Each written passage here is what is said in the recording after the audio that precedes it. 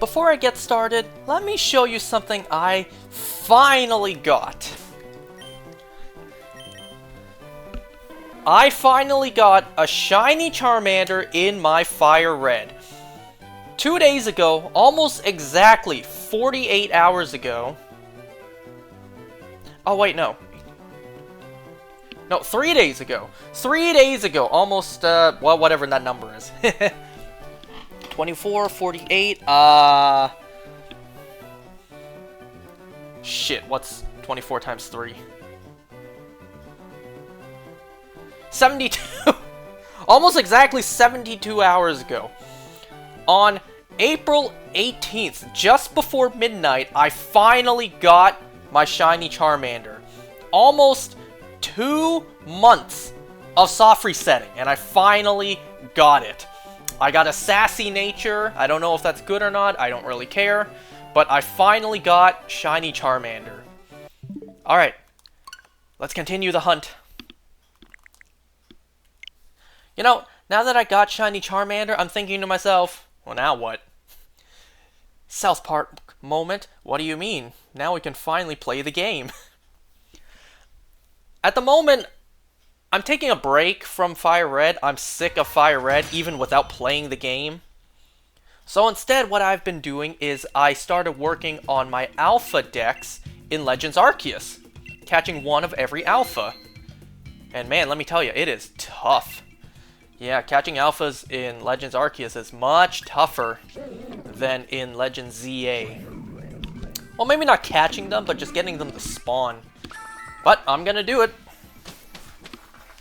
So, sorry that I've been gone for a few days.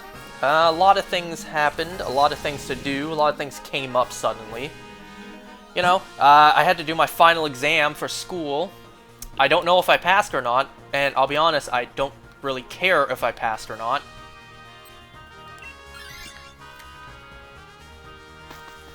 Like I said, I only took the one class, so I don't even know if I'm going to continue the program or not. And if I do continue the program, and if I do fail, well, then sucks to suck, I guess. And also, I have big news, but I probably don't have enough time to talk about it today, considering I have so much other stuff to talk about. So, I will save that for when I talk about, well, when I play Persona tomorrow night. Probably tomorrow night. And I'll discuss the big news then. But for now, because it's been quite a while since I last did this, we have a lot to discuss. We are very behind on a lot of shows. So let's see if I have time today. We have 4 shows to go over today. We have Invincible, we have The Boys, we have Daredevil, we have Monarch, and also, since the last time I did this, a fifth show has entered the battle from Season 4, but I likely won't have enough time to go over that today. So if I have time, I'll go over the 4 shows, and if not, then we'll save it for next time. I also did finally watch Project Hail Mary, but I'm going to save that to discuss for another time, because I am so behind on talking about shows right now. That's what happens when the last 2 of these I did, I went over movies. Okay, but before we start, I just want to quickly speed run through a couple of things that I didn't get a chance to go over. First of all, Jacksepticeye is going to be producing a, what was it, a Bloodborne movie? Yo, I'm all in. I never played the Bloodborne games, but I'm down. He's not going to be acting in it, he's not going to be directing it, he's producing it. But still, that's a pretty big deal. It's an animated film, I believe it's going to be rated R, so I'm down, I'm going to check it out. I should probably play the game first, too.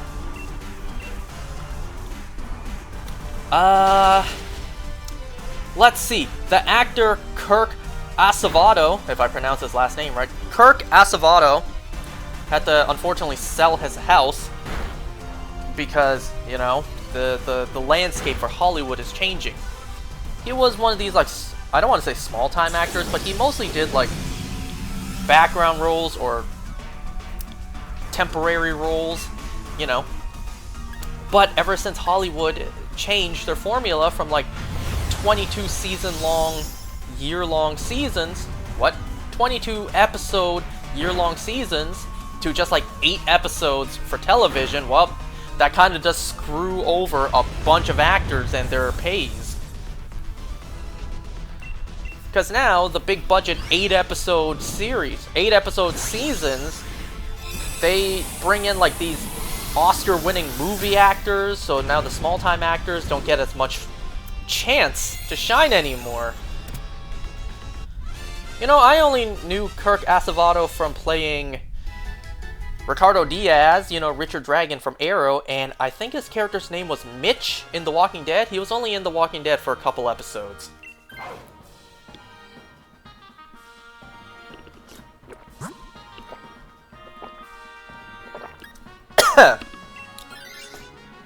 Okay, let's see.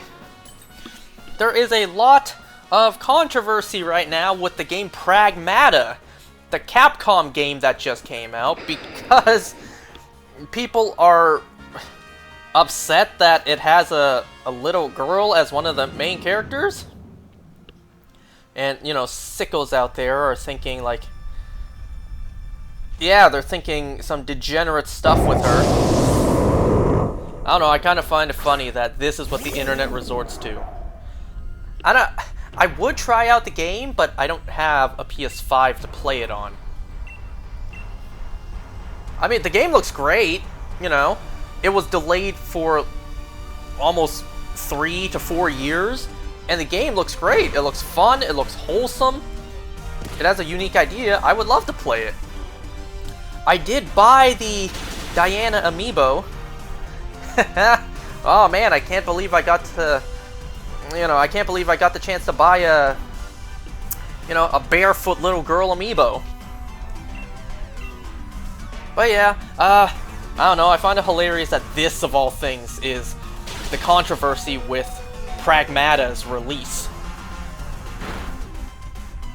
And speaking of games with controversial releases, Pokémon Champions is finally out. It's actually been out for quite a while now, but I never got a chance to talk about it. So, I downloaded it, I played through the tutorial, and I haven't touched it since. I am not a competitive player. I don't know shit about battling.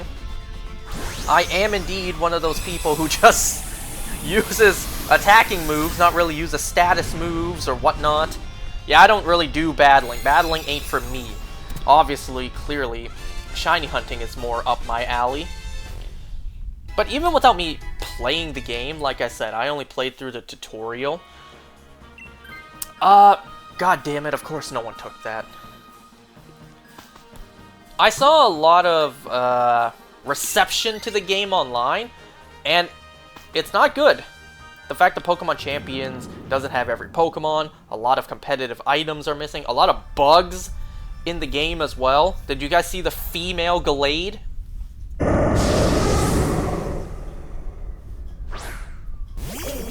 Even some big names in the Pokemon community, kind of like Joe Merrick himself or Wolfie VGC, they're saying, yeah, pretty much don't play this game.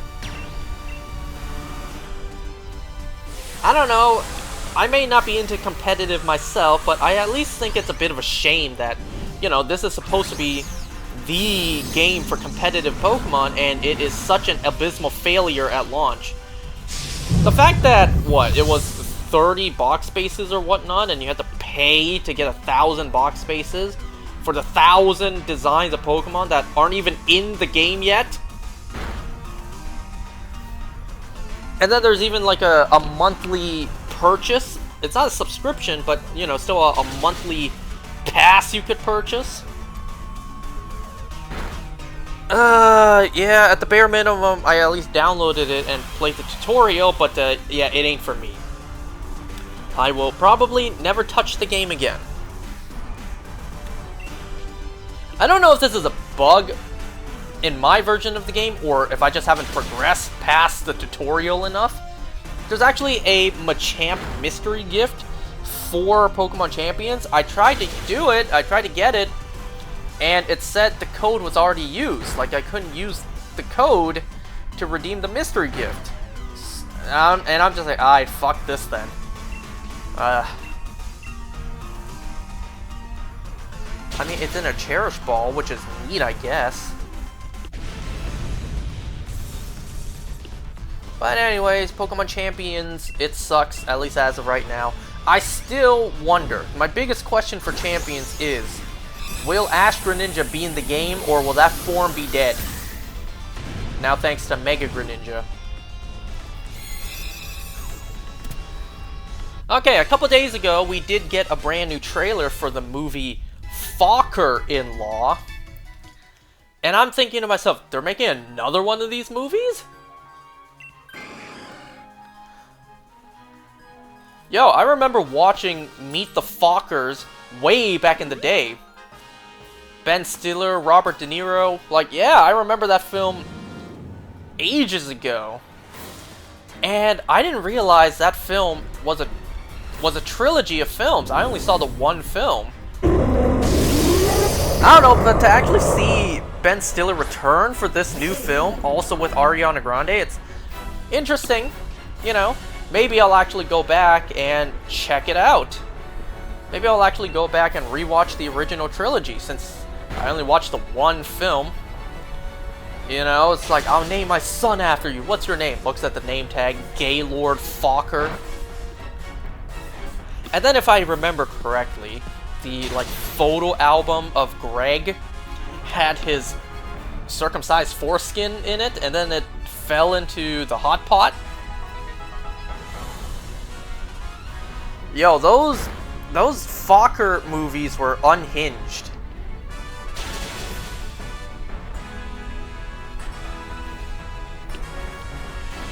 Anyways, I'm sure there's a ton more little news tidbits that I haven't reported on yet, but well, we only have so much time.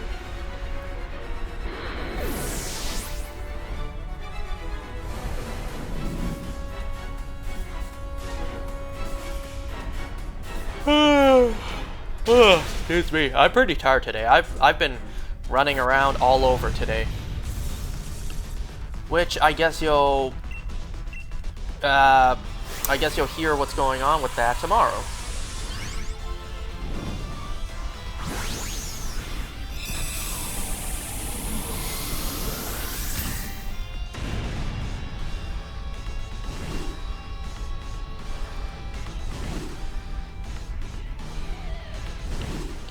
Okay, so let's begin. I'm so behind on shows that entire new episodes have come out, and I haven't even discussed these episodes yet.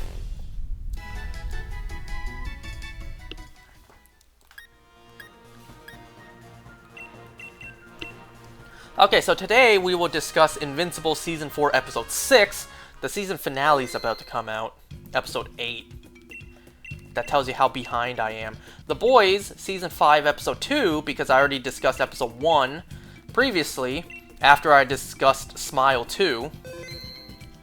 Daredevil Born Again, Season 2, Episode 4. And, if I have time, because there's a lot to go over today, Monarch, Season 2, I believe Episode 7. Yeah, 7. Okay, so let's begin with Invincible. We begin the episode with Thetis and Thrag addressing their armies just before the war begins. While Thetis is addressing his army, we see the scientists extracting the juice from the beetles. Wait a second, like they were extracting it from the flesh side. Didn't Nolan say there was a compound in their shells that weakens Viltrumite DNA? Whatever. So, during the kick-ass motivational speech, we see ships from the Coalition take off, and I saw a comment saying one of the ships clips through the platform. I tried to look for where the clipping was. Like the 3D model ships were clipping through the 2D surfaces, the 2D platforms. I even played it in 0.25 speed to try to find it. I think I found it. It's in the very bottom right corner. Well, actually, hold on. I was debating, do I use max darkness because it'll lower the special attack? You know what, never mind. I'm not gonna do that.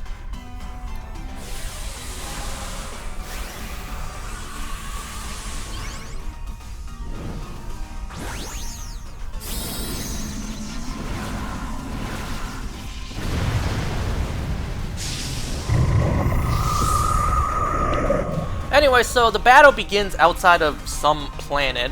I'm not too sure which planet this is. And we even see a Viltrumite who looks like Debbie. Doesn't she? Like a light-skinned Debbie. Remember, we had Indian Debbie on the show beforehand. She didn't look as dark as her, but yeah, this Viltrumite looked a lot like Debbie. So, Nolan makes a grave for Conquest, but Oliver disapproves of that. Damn, I liked Conquest. Conquest became my favorite character. I'm sad that he's dead already.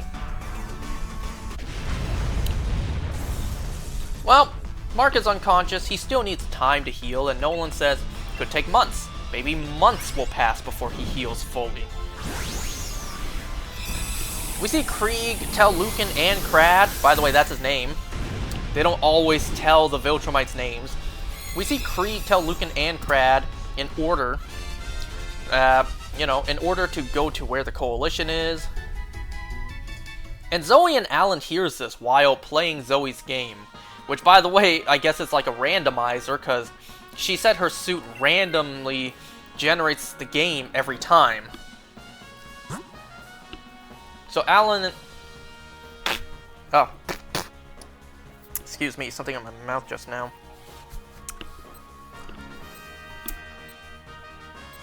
Earlier tonight, my family and I, we ate oysters. Fresh, shucked oysters. Or opened...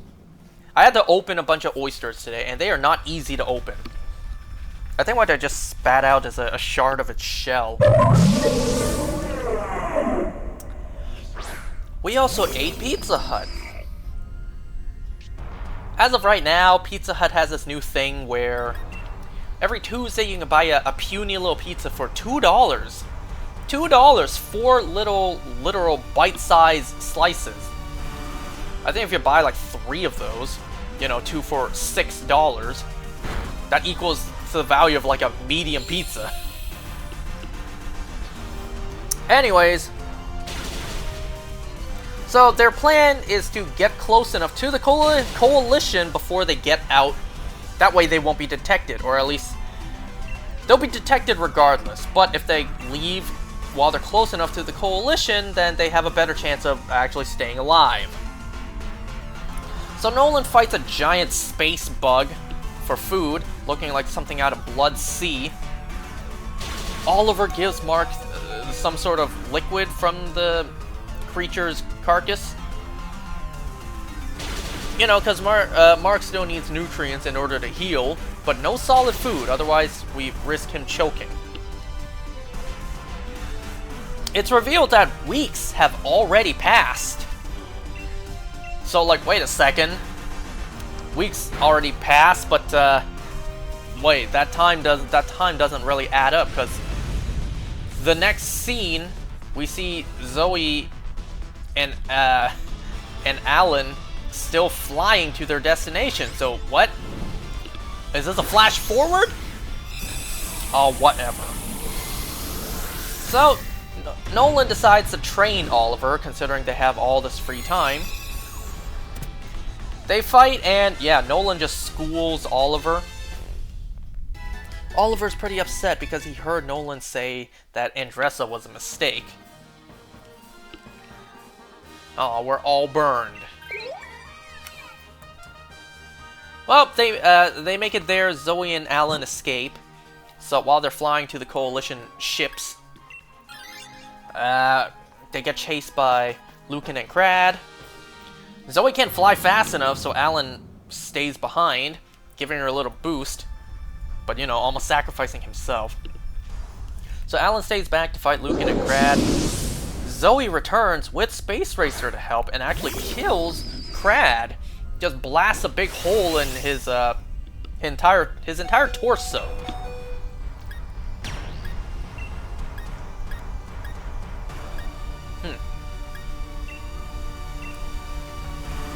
And I'm kind of thinking, can't he just heal from that? And then I think, I guess his heart was kind of vaporized by Space Racer's gun.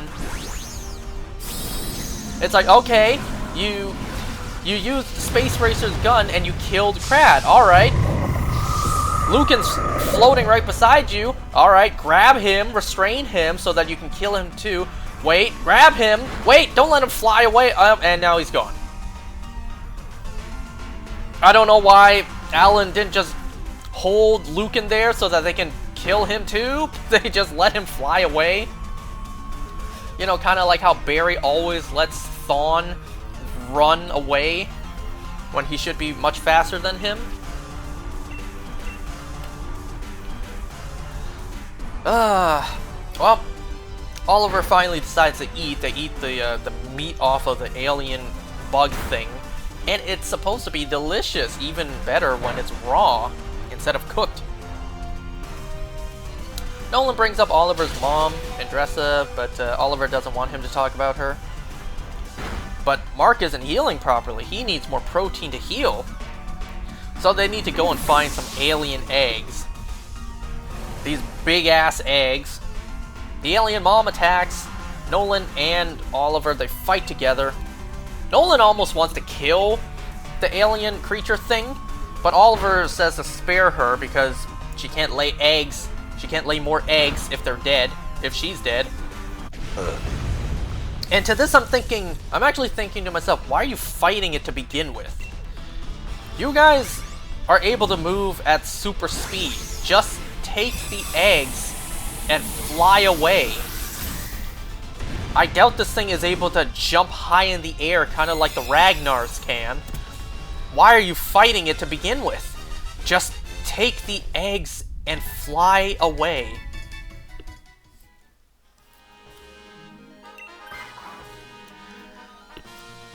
Well, Zoe and Alan are back at Telescria, where Telia reintroduces Battle Beast. So Battle Beast is back, wanting more! More battles, more glory, more everything. We do also see one of the Data twins is surprised that Alan survived. I wonder why he acts so surprised. I can't imagine why.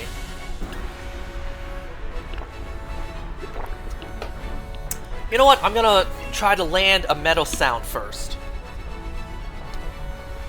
Well, the Coalition, they discussed the war and how it's not looking that good.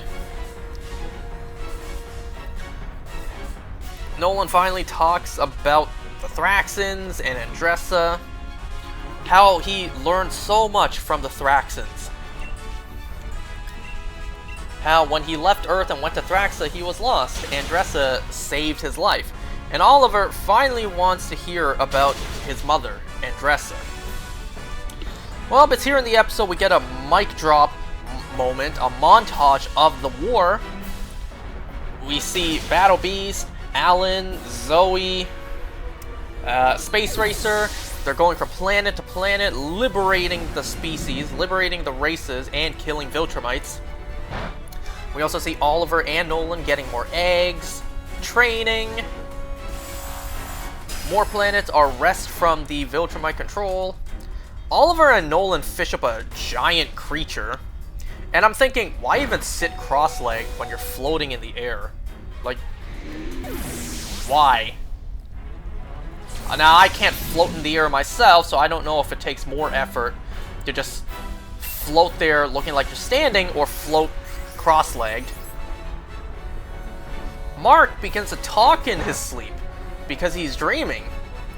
And that's a good sign. That's a good sign that he will wake up soon. Aw, man, we lost this. God damn it. That's a good sign, but, you know, Oliver has grown to kind of like it here. Thrag, he's not happy. He's pretty upset that there's so much resistance, and the fact that they're kind of losing right now. It's not looking good for the Viltrumites. So Thrag, he wants to attack Telescria. Even consults his emotional support Skull. So we have the talk between Nolan and Oliver. Oliver mentions how on Earth, first of all, he doesn't know if he considers Earth home, cause yeah, Lobsars. He doesn't know if he considers Earth home, cause he's so much different from everyone there. He mentions this one time, Debbie and Paul took him to a seafood restaurant, maybe it was Red Lobster, cause he sees a lobster in the fish tank. It was beautiful to him. It had like spots on its shell and it made him feel fizzy inside. Nolan's just like, fizzy? What do you mean? Oh. Man, look at his face. You just see Nolan's face, like he instantly realizes what he meant. I mean, is it that crazy that Oliver is attracted to lobsters and other creatures that look similar? I mean, he is half Thraxan. You gotta keep in mind, Oliver is completely alien on Earth.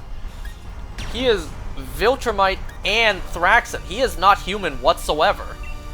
So the fact that he finds a lobster attractive, it's like, I mean, if you squint, it kind of makes sense. But, you know, that's some deep levels of energy right there. I mean, this is theorized to be why they gender-bent Tech Jacket, so that they can give Oliver a humanoid girlfriend. But, I don't know, they did keep the lobster talk in the episode. Well, Mark wakes up and he goes to Conquest's grave, but he doesn't know whose grave it is. Mark said when he woke up he couldn't find Nolan or Oliver. He feared the worst, and then he saw this grave. It's revealed to Mark that he was out for almost 2 months. Almost 2 months. Mark now has a beard. Damn, his beard would kind of look like how I would look if I didn't shave for like 2 weeks. Also, Oliver started growing facial hair.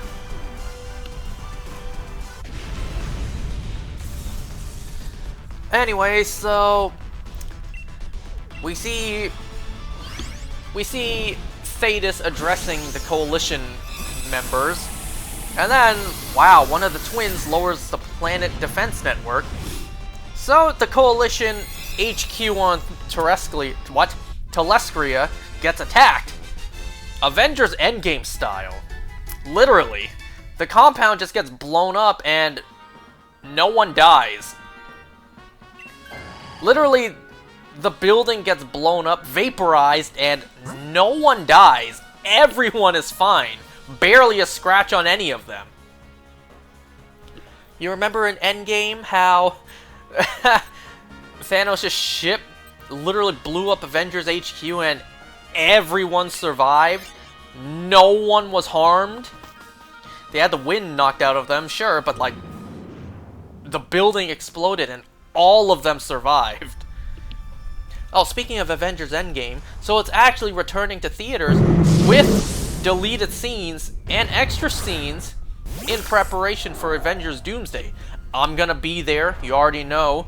I'm gonna go to theaters and I'm gonna watch that cut. I was there in theaters when the Spider-Man No Way Home extended cut was released. Fun fact, when I went to that, I was like the second person in the theater. It almost seemed like it was gonna be me and one other person, but then other people started coming. That was a shame. Anyway, so in the rubble emerges Thetis with his uniform completely ripped up, but he is ripped. Yo, Thetis is a sleeper attacker. Because the Viltrumites attack Telescria, Thetis actually fights Creek, and yo, Thetis bodies Creek easily. So Alan fights Lucan, Zoe fights some other Viltrumite that looks like a brown Mark.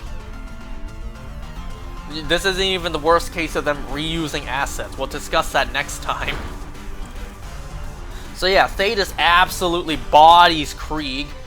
Anissa, she bodies Zoe.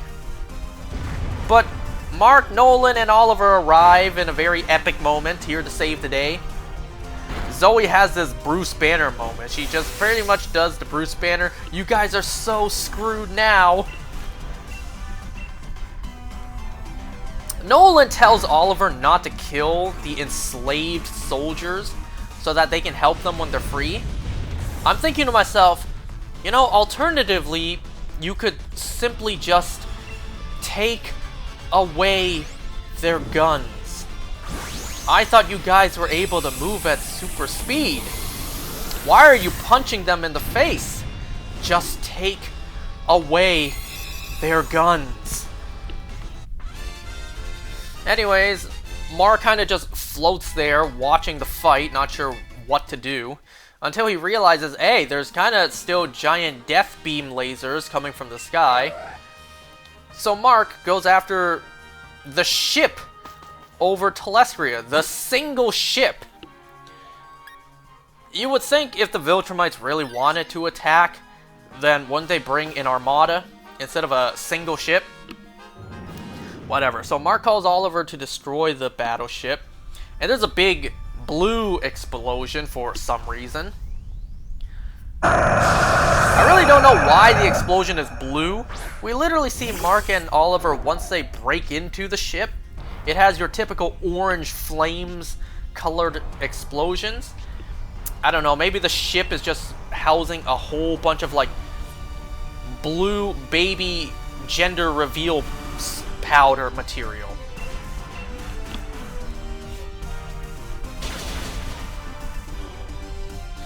Anyway, so as the ship is being torn in half, Thrag, instead of attacking, just goes after his emotional support skull, and then he calls for a retreat.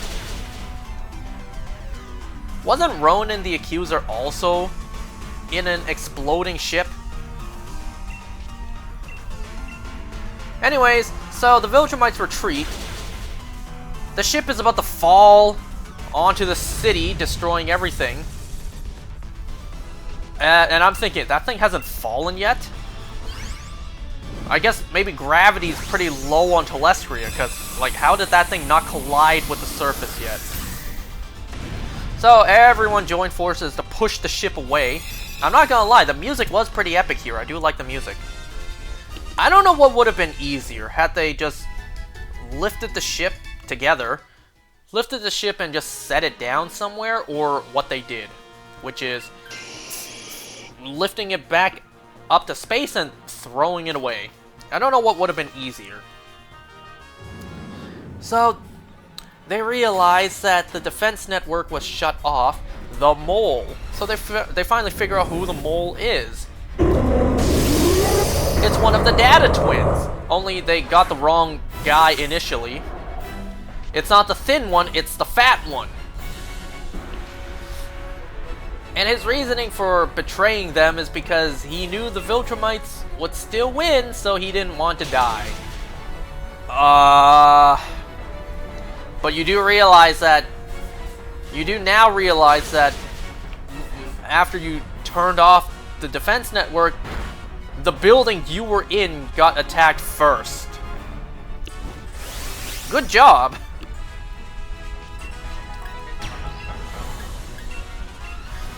Anyway, so the mole tells them that Thrag is returning back to their headquarters, their home, their base of operations, Planet Viltrum. Thrag is going to plan their next attack there and also call back all the other Viltrumites. And this puts a smile on Thetis' face, because he realizes this is their chance to attack and possibly win the war. It is time to go to the heart of their empire, to Planet Viltrum. Oh shit, so we get to see Planet Viltrum in present day? Alright. And well, that's where the episode ends. Except for the post-credit scene. We go back to that planet and we get this ominous shot of Conquest's grave. We hear this epic music. You feel like Conquest's arm is about to emerge from the grave. But then it's silence. And then the credits continue to roll. Nah, they had a fake out moment, making us think Conquest was still alive. I don't know. I kind of hate both outcomes. I hate the fact that they teased my favorite character may come back, but he's not. He's dead, so he's not coming back. And I also would have hated if he did come back. Because let's think about this. Mark killed Conquest, but Mark was, you know, already unconscious by that point. So it was Nolan who dug a grave for Conquest, buried him, and put up the 3 rock pillars. Surely Nolan checked if Conquest was actually dead. Surely Nolan, of all people, would be able to tell if a fellow Viltrumite was actually dead. Now, I realize he didn't do the same thing for Lucan, but still.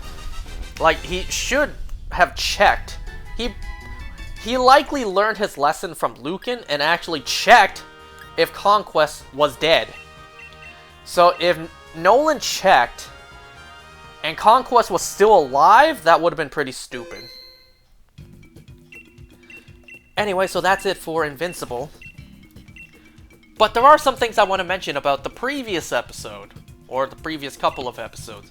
One other continuity error I didn't realize at the time, when Debbie punched Nolan's sandpaper suit and it scraped up her hand entirely,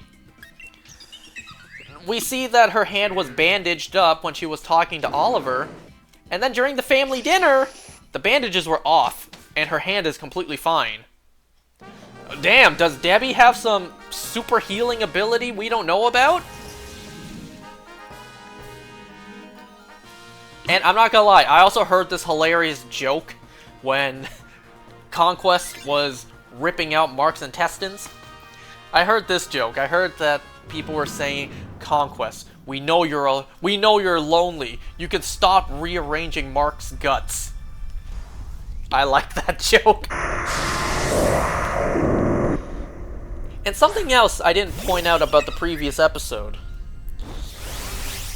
Something like when Zoe was fighting the Walking Dread, the way she defeated him was by overloading his need for energy. You know, kind of like the way Drago defeated Naga, or kind of like the way Poe defeated Kai, which is actually very fitting because they're both Kai and Nolan are voiced by J.K. Simmons. And last thing, when Mark shouted to Conquest, "I killed you," I thought it would have been hilarious if Conquest said, "No, you didn't." Kind of like the way Angstrom Levy did. And also one more detail I forgot to mention. Mark actually said to Conquest, "You gonna tell me all your deepest feelings again?" That was in confidence. I love that. That is so hilarious. Conquest only did it because he was confident he was gonna kill Mark. I just find that so funny. You gonna tell me all your deepest feelings again? You know, I'm glad I'm not the only one who loves Conquest, because I've been seeing a lot of things online about what if Conquest came to Earth instead of Nolan. Would we have had a reformed, nice Conquest? Would we have had kind Quest? And then people making these edits of a wholesome Conquest, like, I am so happy. Everyone talks to me. Everyone thinks I am remarkably stable. Everyone likes me. Carl. I even get a cool name. You know what? I like that. Because I love Conquest. Damn, I would love to see the universe out there in the multiverse where Conquest was the one who was sent to Earth.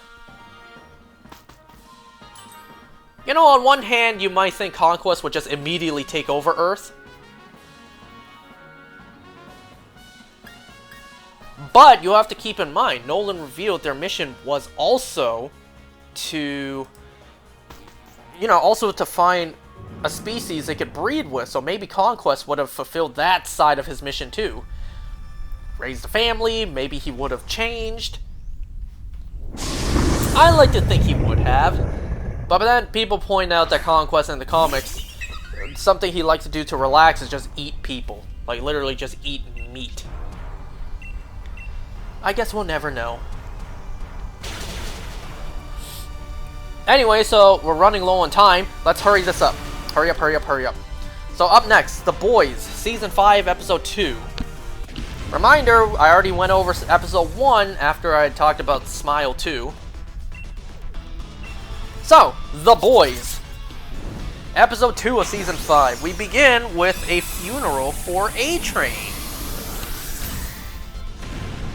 And during the funeral, we actually have Old Father give a crazy speech.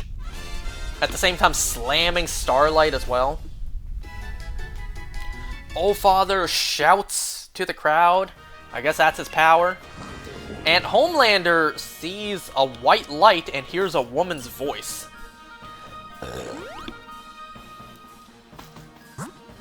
Now, I'm pretty sure I already saw online that voice is going to be Madeline Stillwell's, but when I first watched the episode, I thought it may have been Homelander's mother. You might be thinking, we never saw or heard of Homelander's mother. In a way, we technically did. Back when Homelander went to kill all of his tormentors when he was a kid, Barbara, I think that was her name, actually mentioned that they paid some random poor girl off the streets to carry Homelander, and then when Homelander was born, he lasered her guts out.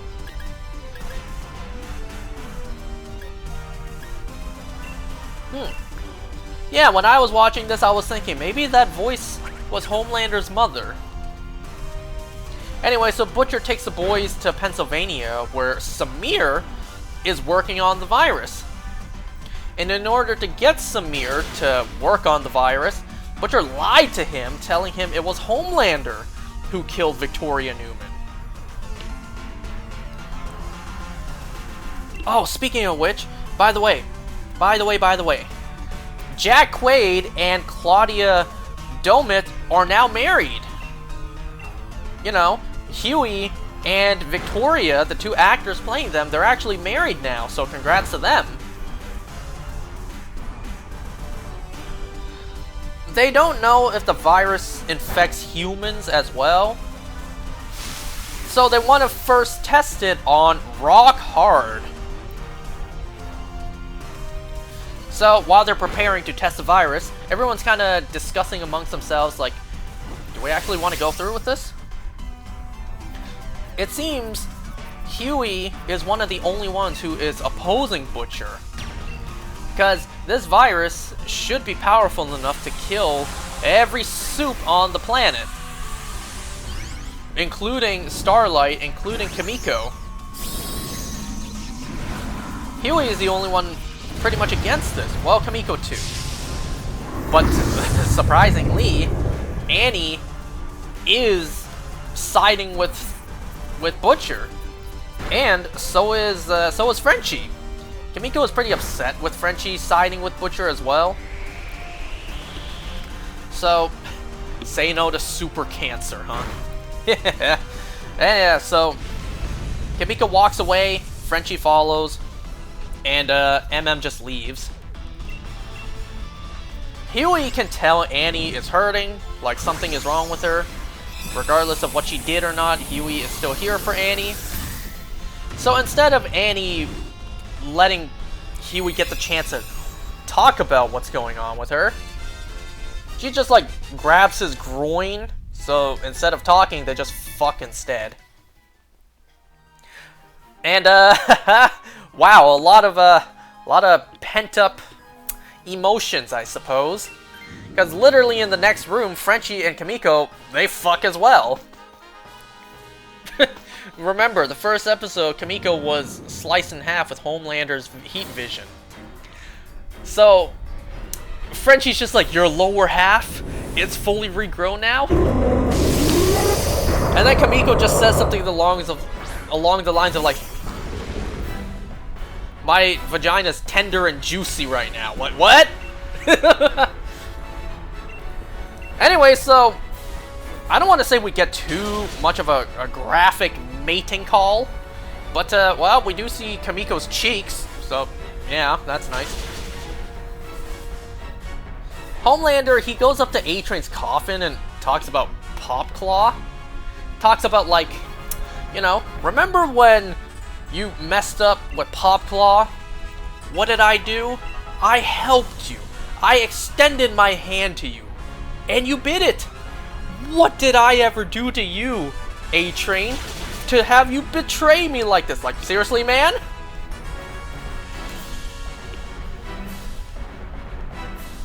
Ah, we're going over the boys episode. This show is unhinged. Well, Homelander realizes that, you know, he's alone. All strong men are alone. I guess that explains me. But then he realizes, wait, I'm not alone. He goes up to Soldier Boy's cryopod and he actually frees him. Alright, so outside of Teenage Kix's home base, they break in, they go to the basement, and Rock Hard is fat. He is enormous. You know, when Rock Hard was kind of in his prime, he kind of looks like the Thing. But now that Rock Hard is fat, he kind of makes me think of the Blob in the X-Men movie, but just with a rock layer.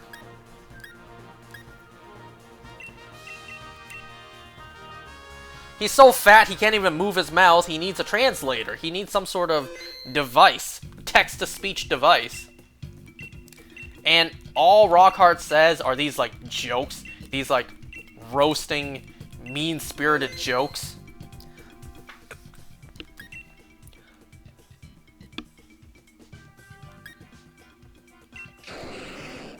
Anyway, so Soldier Boy is awake, and we get this amazing moment, literally from the trailer.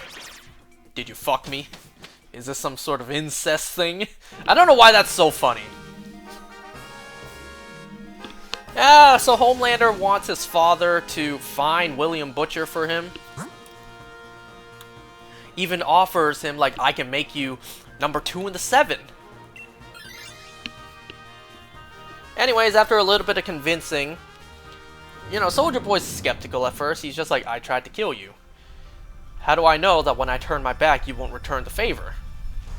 So Homelander grabs a shield, which, if I'm not mistaken, kind of just looks like he lasered back together with his heat vision. Like he just welded it together. He welded it back together with his heat vision and just hands it to him, saying, if you find William Butcher for me, all is forgiven.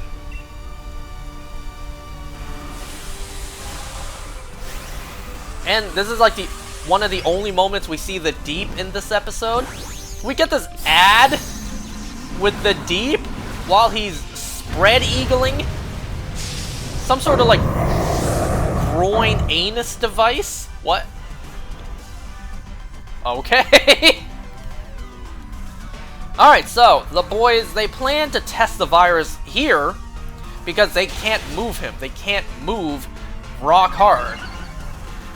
So they have to test the virus here. And these idiots, instead of walking out to the next room to discuss this plan, they say their plan right in front of Rock Hard, just letting it slip into his ear holes that, virus? What virus?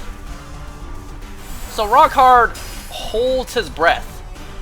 And because of his slow heartbeat, he's able to hold his breath for hours. So Teenage Kix has left, you know, only leaving Rock Hard at the moment, so he only needs to hold his breath until they come back. So it's like, oh shit, now what?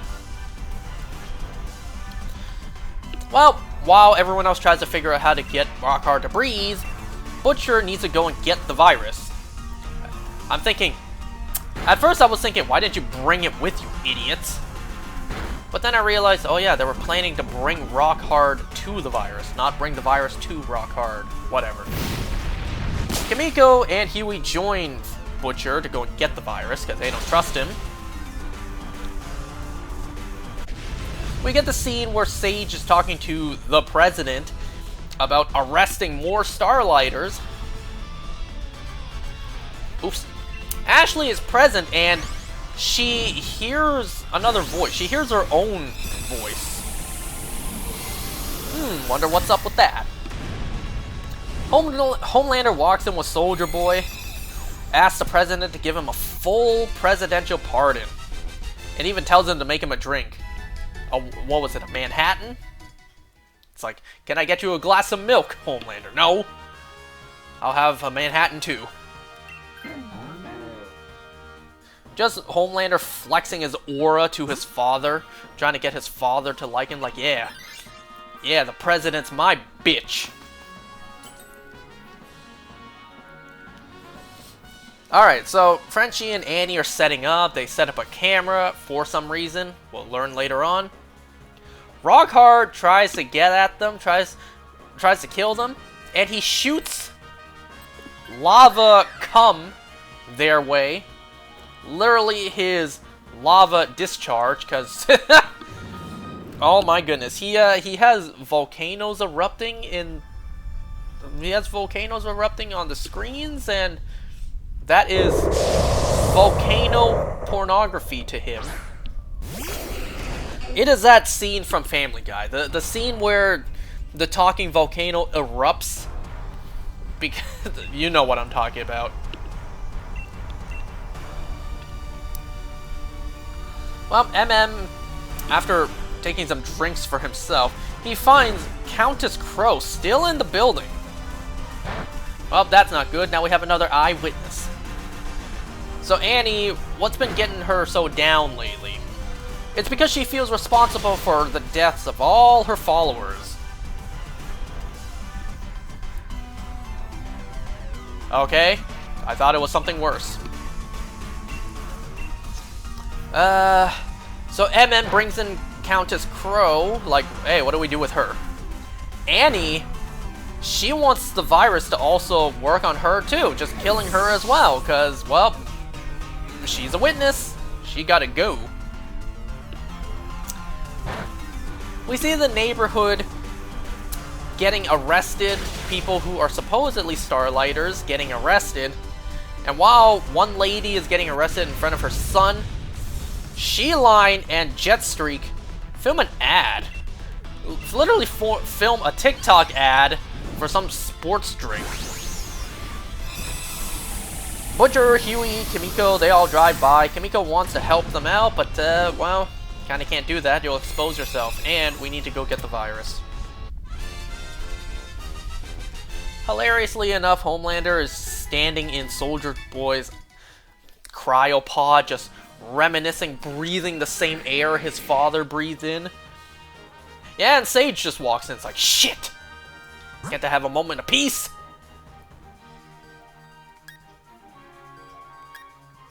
I'm gonna risk it. Sage questions if Homelander even told Soldier Boy about the virus. He's just like, psh, no.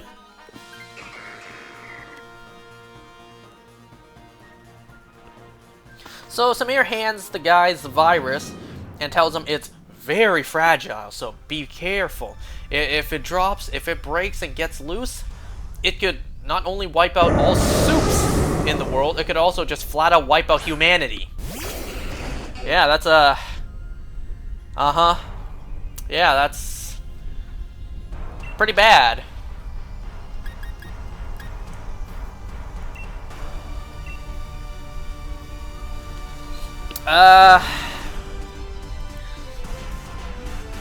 So, while Frenchie and Annie try to find a way to make Rockhard breathe, MM talks to Countess Crow, asks her about the drugs she takes.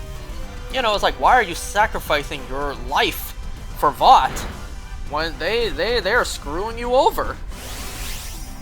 She reveals that she just wants to go home. She misses her mom and dad.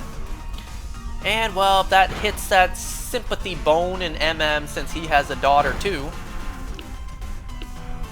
While driving back, Butcher and Huey Butcher, Huey, and Kimiko, you know, they're talking about how they don't trust Butcher.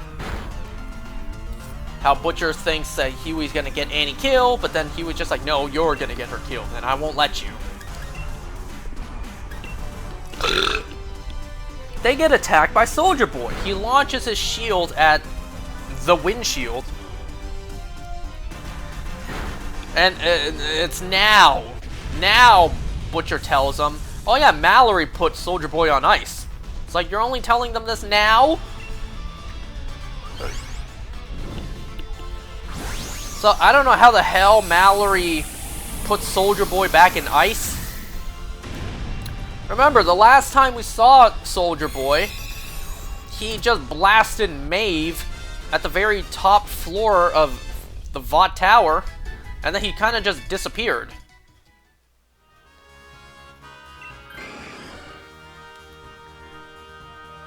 Anyway, so this is a good thing to them. They plan to use Soldier Boy as a guinea pig for the virus also.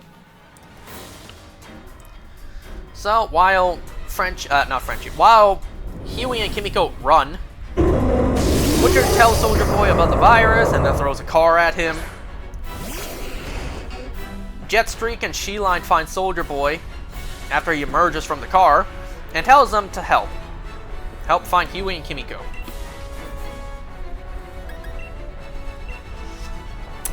His shield broke in the process as well. While running for dear life, Huey calls and tells MM, hey, Soldier Boy's alive and he's on his way. There's a fight between She-Line and Kimiko where Kimiko punches her and then she spits out a hairball on her face. Huey almost gets hit by a random car, which the car should have had ample time to see him. Jetstreak picks up Huey and flies him up and away, dropping him, getting ready to kill him, but then luckily Annie saves Huey. Yo, Huey should have died like a dozen times already on the show, but this man just has plot armor. Butcher runs from Soldier Boy, taunting him, leading him straight to the Kicks crib. Soldier Boy, now alongside Jetstreak, takes the virus from Huey, but it's like, wait, that vial looks a little empty. And Huey actually points out, hey man, all your jokes are about guys blowing other guys. You're kind of obsessed. Something you want to tell the audience there, Soldier Boy? But so the virus has been unleashed in this little controlled environment.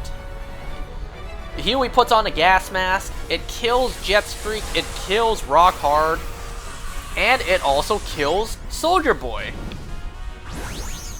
So they completely seal the place airtight. We see Frenchie open the vial and pour out the black liquid. I don't know if that's how a virus would actually work. First of all, I don't know if a virus in liquid form would work like that. Though I suppose if you collect enough of a virus and put it in a container, it would resemble a liquid. But yeah, I don't know if pouring a liquid virus onto the floor would unleash it into the air. Whatever. So yeah, they kill the three. And it's revealed that when they leave, he actually did spare Countess Crow. We'll have to see if that decision returns to bite him in the ass, save his ass, or if that just leads to nothing. We'll have to wait and see. So, Sister Sage is about to eat Taco Bell, and Ashley comes in to question her plans about rounding up Starlighters. And then we get this moment with Ashley alone in the back of a car, where she hears her other voice again. And it's revealed Ashley, she has a second face on the back of her head. That's what Compound V gave her.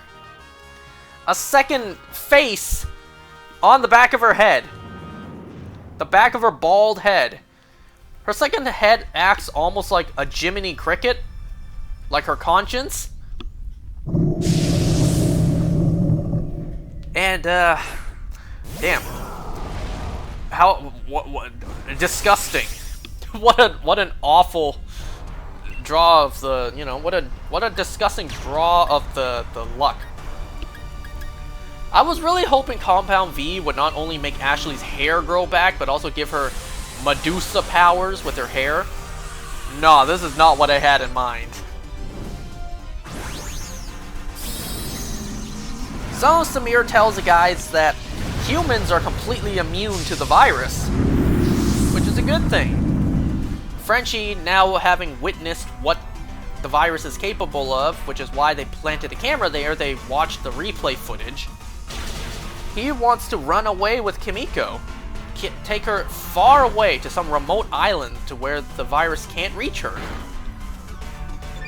But, you know, what a change of heart. Kimiko now wants to stay and finish this.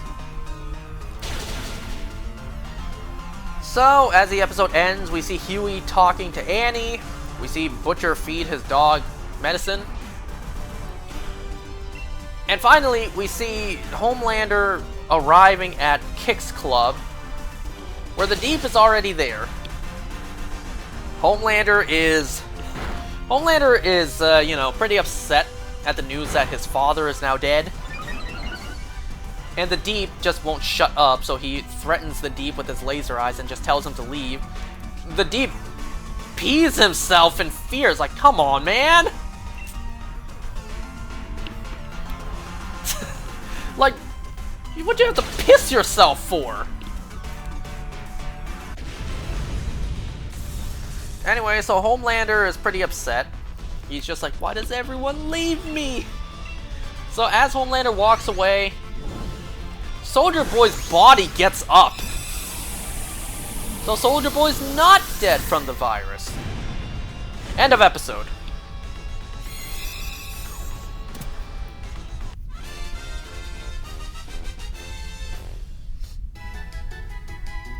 I want you guys to know that I literally had to rewatch these episodes to remind myself of what happened. Because these episodes came out like over a week ago and my memory's already fuzzy on everything that happened. So I had to rewatch all of this stuff before talking about it here today. Let me take a sip of water.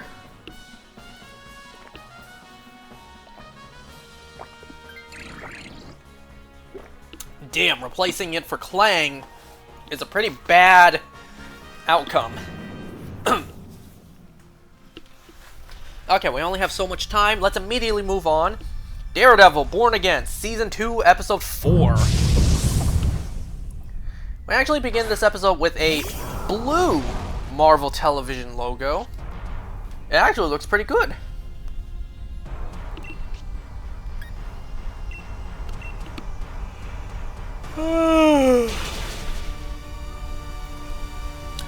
So we begin the episode by seeing Poindexter begin his day, and I actually saw a meme of this online. It is literally the entire scene of Dex starting his morning. Cooking the egg, making his bed, push-ups, his little wrist motions, eating. I saw a meme online. The entire scene captioned with, "When you give up on love and accept that the bloodline ends with you."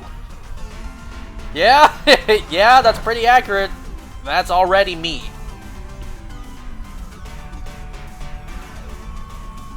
So yeah, we see Poindexter beginning his day. I'm a little amazed this guy can even afford an apartment. It's like, with what money? I know he was in the feds, so I guess he made enough money from that. So he leaves and he goes by the alias Tony, which is what the neighbor lady calls him. He even cooked the egg for the cat. He didn't even eat the egg himself. He cooked it for the cat. Well, Dex leaves. He flips the coin right into a homeless guy's cup. And then he goes to a diner and he orders a banana milkshake. Yo, the lady working there, the lady who took his order, was just not having any shit. but just not having his shit. He acts in a very nice, flirty kind of way, even winks at her, and she's just not having his shit. Yo, this poor lady working at the diner is just so fed up with life. Probably fed up with these customers, like she don't even smile anymore. So, Dex, he actually calls the task force airline and makes a false report that Frank Castle was spotted here. He even goes like, oh shit, he has a gun. And hangs up. Just straight face, no worry in his expression. He has a gun. Please hurry. Hangs up. Pew pew, yeah. Well, the task force just barges in, because the task force sucks. They are high off of that Kool-Aid of power.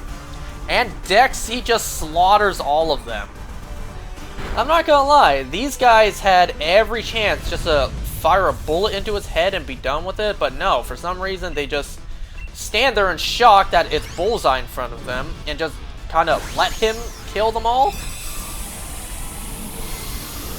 So we see Dex do what he's best at. He throws utensils at them. We even see one guy with a literal knife lodged in his neck. Ooh, that's graphic. That's dark, Disney. Especially for y'all. I don't think even Netflix did stuff like this. Well, they did, but not often. So, with one task force guy crawling away, we actually see this random dude eating lobster. Lobster again. Eating lobster with the dog with him. What the dog doing? But like, you know, a precious white chihuahua. Dex is just like, dogs in restaurants are unsanitary. Please don't kill me, man. While the dog, the adorable little dog in his lap is just like nonchalant, doesn't care, just is borderline about to fall asleep.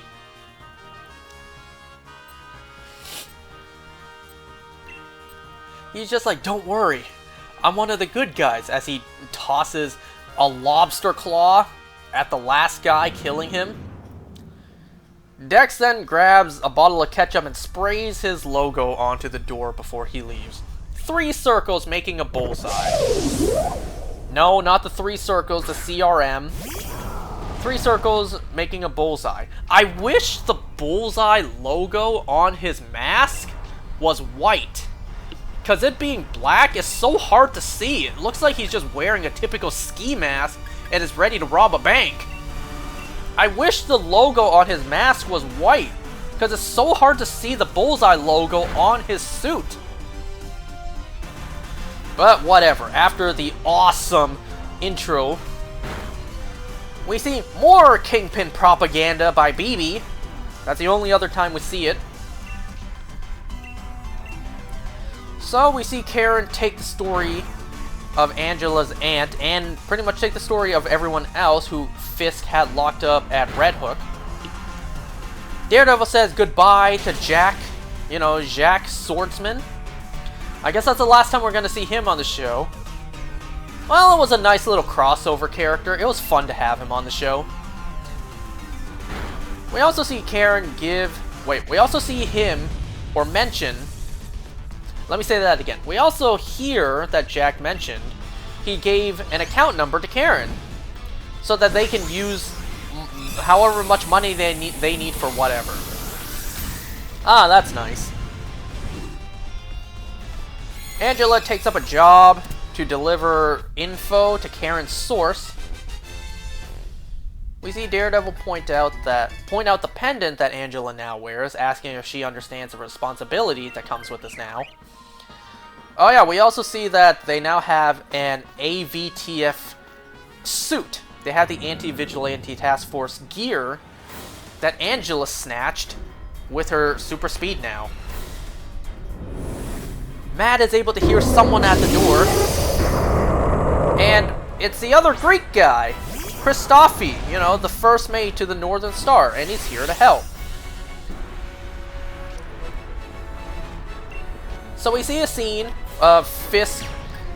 he's sending Vanessa away right before his boxing match, and Vanessa is not happy about this. This is no bueno to her. Christophe is able to connect everything to the Kingpin. Everything about the Northern Star. But they need an attorney for him. They need Kirsten to be the attorney for Christophe. But, you know, they kind of can't bring Christophe to Kirsten, so they need Kirsten to come to Christophe. Which should be a little bit easier now, because most of the task force will be busy protecting Fisk's boxing fight tonight at Fogwell's gym. And this is amazing. We actually get a flashback to the original Daredevil show on Netflix. We see young Matt and Jack Murdock in Fogwell's gym. Even the aspect ratio is different. Like, we actually get a flashback to the Netflix show.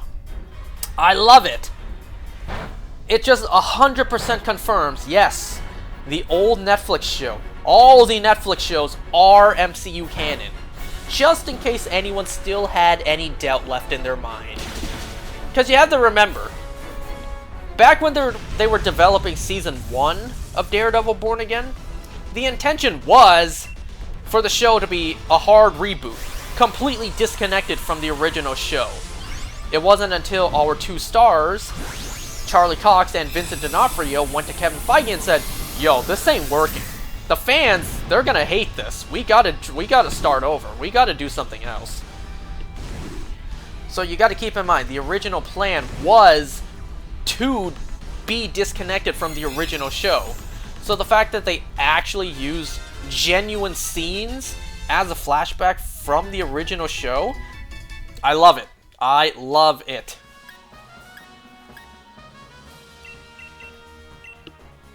But they also know that this fight is also a trap for Bullseye. So Matt needs to find him first. We see the AVTF as they trash Kirsten's law firm looking for swordsmen, but, you know, obviously he's not there. No shit, there's nowhere for him to hide. And these guys, they're not nice for the love of the game. They purposely just, like, knock over things off the table just for fun.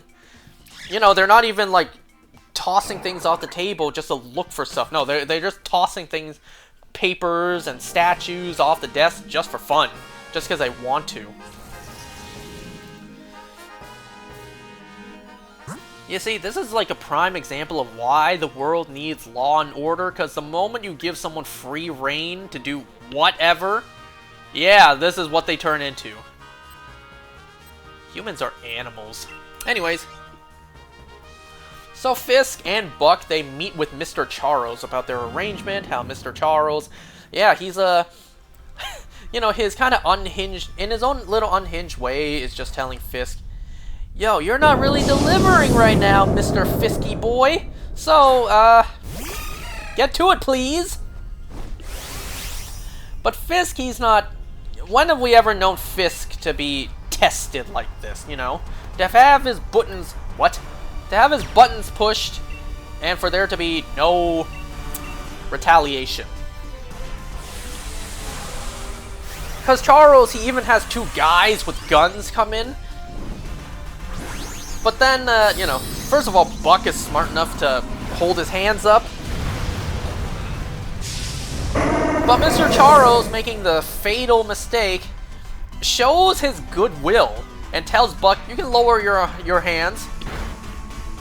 Buck immediately grabs his gun and shoots them both. Like, good job, idiot. You should have kept the upper hand when you still had it. Well, Fisk tells him, kind of demands that he practices patience. And, well, Charles just lets out a shit. As if, yeah, this is going to affect him too. So Karen visits Kirsten at her law firm, which is now a mess. And, you know, after some light convincing, she agrees to help She agrees to be Christoffy's attorney. We see Vanessa visit the state governor, McCaffrey. Long story short, she doesn't trust Fisk, but trusts Vanessa. So, she, you know, as long as Vanessa's there, she's able to back up not only Mayor Fisk, but, you know, Mr. and Mrs. Fisk. Angela delivers the info to her friend who works at a food truck. So we'll see him deliver it later on. So Matt, dressed up in the AVTF uniform, investigates a diner, and he finds a church coin, a token from the church. So Matt, he goes back to his childhood church. And once again, another flashback to the original show showing young Matt in the church. I think that was a scene from season 3. And yes, I did rewatch all 3 seasons of the Netflix Daredevil show before Born Again. I did it because I liked it! Hell, I loved it! I'm just itching to do it again. So, you know, Matt lets out a little prayer, which is pretty wholesome. I like it when Matt does that. The music was fantastic, by the way. The cinematography, the lighting, it was all fantastic in the church as well. So the young, yet-to-be priest shows up, asks Matt stuff, and Matt shows the young, soon-to-be priest the coin, saying that he found that at a murder crime scene today. Who could have left it there? So then the not-yet priest says, well, there was one guy, this unhinged guy, you know, probably Bullseye. Yes, it is Bullseye. Where might Matt find him? Well, we don't know, but the guy does say that he wakes up to the sounds of the church bell every day and sees him open the doors for his group, whatever it's called.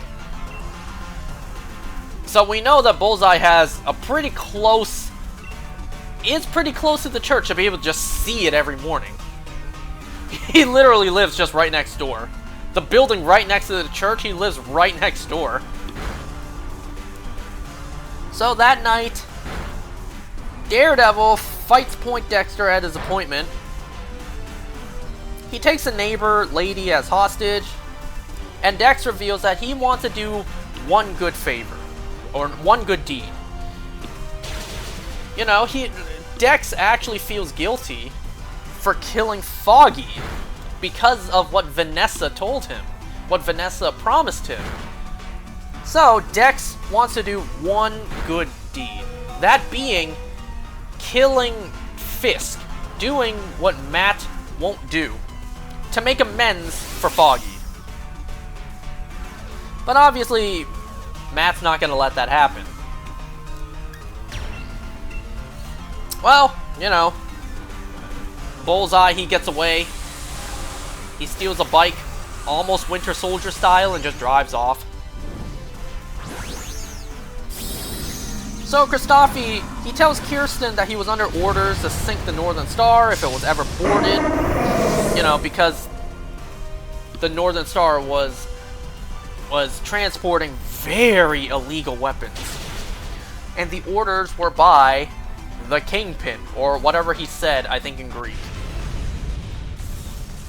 Well, Karen says that the Marshals, the U.S. Marshals, will keep Christoffy safe. Uh-huh, totally. So BB, she meets with Daniel to line up and watch Fisk's boxing match. Angela's friend shows up and, you know, it's just like, yo, are you BB? From the BB report? Yo, can I get a picture with you? My friends are gonna freak. Gets a picture with her and then, like, delivers the info to her. Just shoves it in her pocket. Very non-discreet. You know, Daniel actually notices, but it's almost like he just shrugs like, I didn't know I was out here with a celebrity. So while Fisk is getting ready for his boxing match, he actually chooses not to wear the teeth guard, just because he's confident he's not going to land a hit on me. That boy not going to land a hit on me. You know, Fisk, he wants all protection on hand, considering that Bullseye could show up at any moment. But unfortunately, Buck has to leave to tie up some loose ends. And what were those loose ends? Well, he goes and actually kills the U.S. Marshals and Christoffy. So, wow. All the good work that the U.S. Marshals did. While they sit down, while Daniel sits down next to BB and Sheila, he actually shows all the Kingpin merch that he bought. A bobblehead, a hat, a giant foam figure. But most importantly, he bought a pure glass sculpture of Fisk. Not really a sculpture, but like a pure glass little display showing Fisk's head.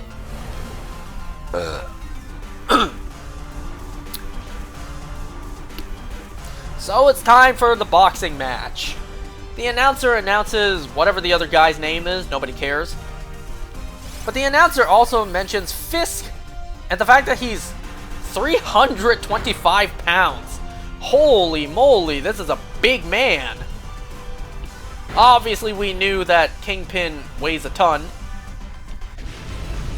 But like, if he weighs 325 pounds now, imagine how heavy he was back in like Echo and Hawkeye.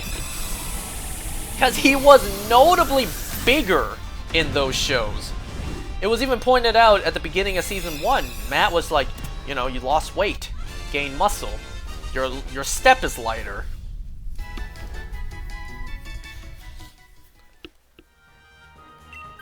Damn, we had the huge Kingpin for such a short time. I would love to see Fisk enormous, you know? But I know that's not practical. So it only made sense. And it worked for his brief appearances in Echo and Hawkeye.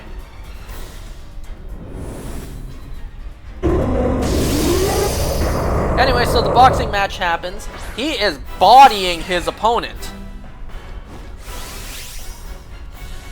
Like, the other guy can't even land a single hit on Fisk. He is bodying his opponent. But then Vanessa walks in wearing a very white dress.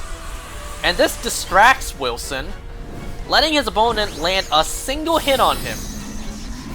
And, well, you have now aggroed the Kingpin. Because now, Fisk is able to win with just a single hit to the face. Lots of blood coming out of his mouth, like, damn. And this guy was already wearing a boxing glove. You would probably meet the pearly gates. You would probably be in God's presence if you actually received a full-blown, full-strength punch from Fisk's fist. You know, no anything to soften the blow. Anyway, so Fisk wins the boxing match and he wins the champion belt plaque thing. And wow, Bullseye had the courtesy to wait for the match to be over at least, because he starts attacking. And he kills a lot of AVTF security. He kills a lot of the anti-vigilante task force. Fisk is screaming to get Vanessa out to safety, but Vanessa refuses. And instead, she pulls out a gun from her purse and tries to shoot Dex. She actually does shoot Dex, but not in a fatal way. Dex, at the same time, throws the glass object that Daniel left behind, and Fisk deflects it with his belt thing, and it shatters into a tons of pieces. Yep. Before Fisk can pick up Vanessa's gun and actually shoot Dex, killing him, Daredevil shows up, saving Dex, tackles Bullseye outside the window,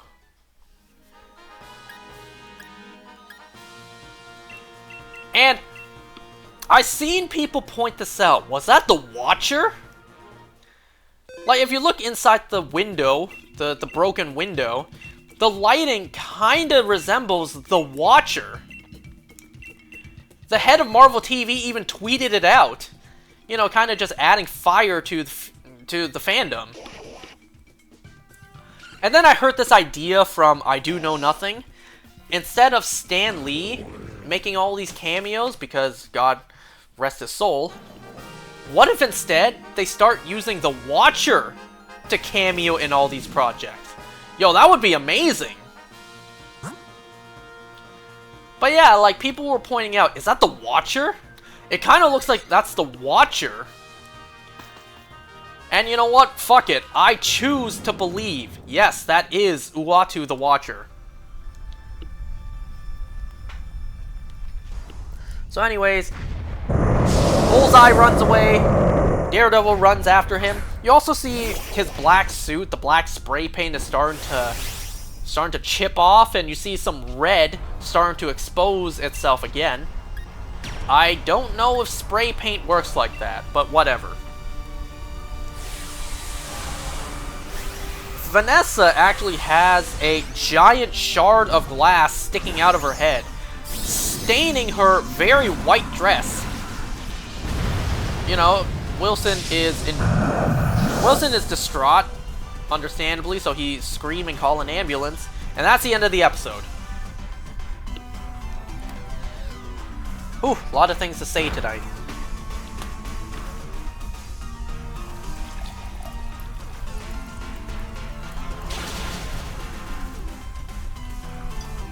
Okay, finally, let's talk about Monarch. This episode, I really wanted to talk about when I first watched it. Because this episode, Season 2, Episode 7, is just a big mind fuck. It makes you... It gives you so much to think about. So this episode is kind of nuts. First of all, before I talk about the episode, there's some things I want to mention about Monarch. So previously I mentioned that while I was watching Season 2, I was watching it without subtitles. So whenever characters spoke in Japanese, I didn't understand a damn thing they said. Well, I finally read the subtitles. I finally figured out what characters were saying. And just in time, too. Just in time for this episode to actually call back to those moments. First of all, the scene where Kentaro was born, I finally read the subtitles so I understand what they were saying. Emiko actually wanted to name their son after Hiroshi's father, William Randa, and she was even saying we could call him Bill. But Hiroshi was saying, that was my stepfather's name. My father's name was Kentaro. Ah, so that's where Kentaro's name came from. It's Hiroshi's biological father's name. I kind of wonder how he even knows his biological father's name. Because, like, I don't know how old Hiroshi was when his father actually passed. And without his mother in his life to tell him what his father's name was. I don't know, maybe some documents. Regardless, that's how Kentaro got his name. He was named after his biological grandfather. Which is actually pretty funny to think about. He has his biological grandfather's first name and his step-grandfather's last name, Kentaro Randa. Alright, and here's a scene that actually is important to this episode. At least it gets brought up. So, the episode, I forget exactly which episode it was. Maybe it was the last episode, or the episode before. When Kentaro was on Skull Island, drawing Kong, and then he and his father were talking in Japanese. They were talking about the fact that, finally, we're going to do this, and we're finally going to get Kate back. Kentaro, he's not sure, because he's thinking, Dad, it's been 2 years.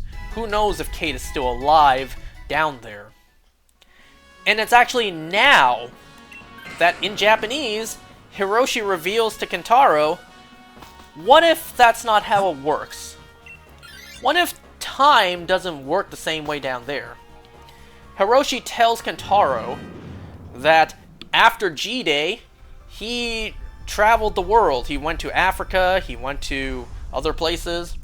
He actually found a rift, went into it, and then when he came out, a year had passed. That explains in Season 1 why he disappeared to our characters. He went into a rift, and when he came out, a year had passed. So, just keep that in mind. So Hiroshi not only has been to Axis Mundi, he also knows that time works differently down there.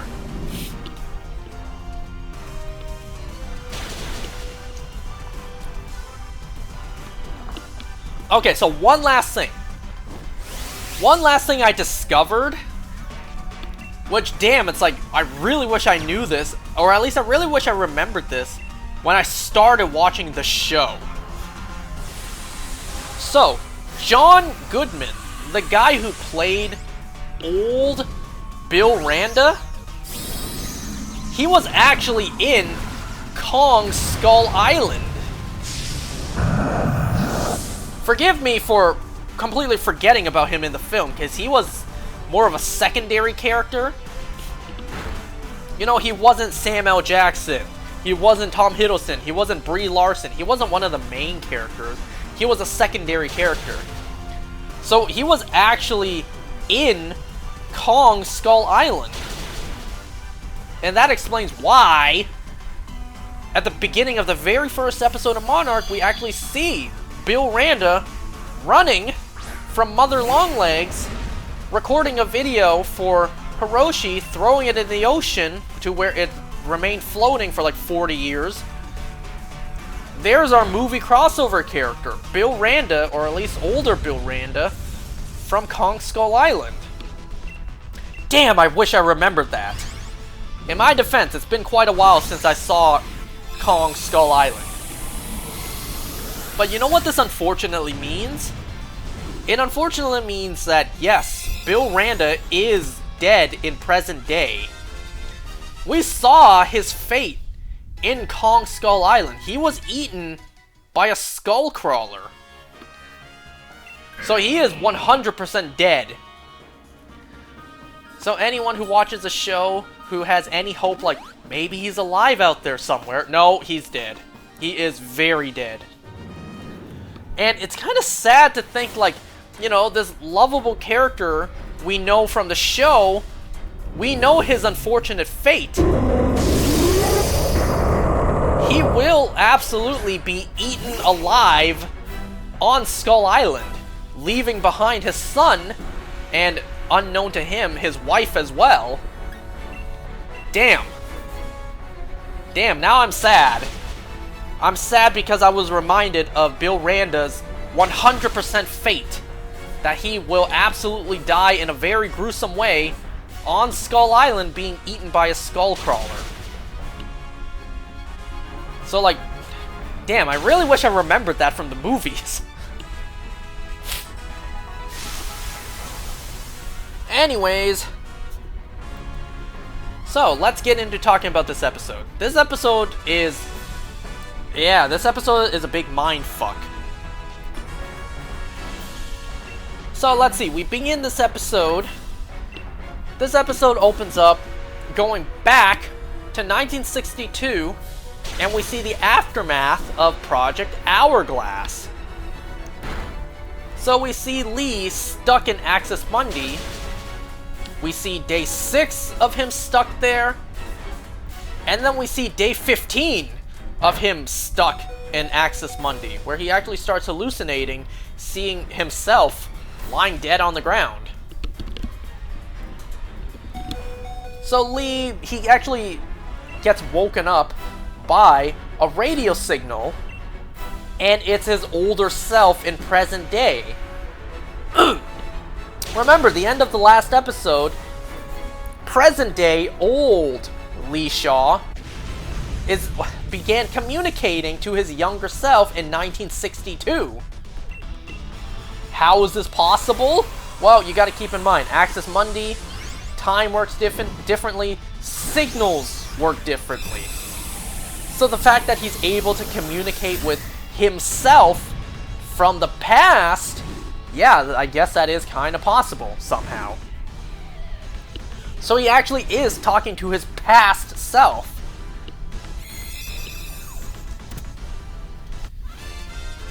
So we see present-day Lee responding to his younger self, talking back and forth.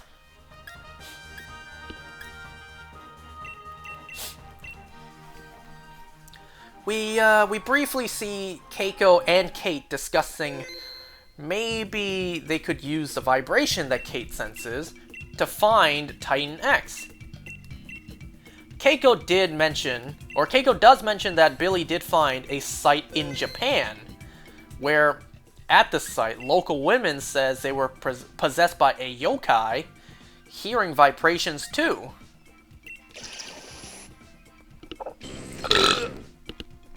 But they think those vibrations might be Titan X, so if they can find the site and figure it out themselves, maybe they can understand the vibrations. Alright, so Mei visits Kentaro at home. We see Kentaro packing because he is about to take a trip to Thailand. He says he's going because he met someone there. Or he met someone, and now he's going to Thailand. We know that in the last episode he met Isabel, and now he's going to Thailand to meet up with Isabel. But he doesn't mention Isabel to Mei. Mei actually is poking around. She pokes at Kentaro and is like, "So, who'd you meet?" You know, must be someone important for you to go all the way to Thailand for. But this kind of pisses off Kentaro. He's a little upset. You know, he's still grieving his father. So he's just like, do I have to tell you? Am I obligated to tell you? I'm sick of everyone telling me my obligations. To you, to Monarch. I just want to live my life. Do I need your permission to do that too? So yeah, Kentaro's a little upset. So Mei leaves him. While Mei leaves, two men in suits just take her and, you know, well, we'll see where they take her. So, we see Lee ask his younger self if he seen any Mutos down there. All Lee says is, you know, he's seen things like centipedes the size of subway trains. Ugh, sounds horrible. Old Lee asks young Lee if he's seen any signs of Godzilla. He's just like, no, why would there be signs of Godzilla down here? Anyway, so old Lee tells young Lee to stand by. Lee has an idea. What if they put a tracker on Titan X in the past so they can track it in present day?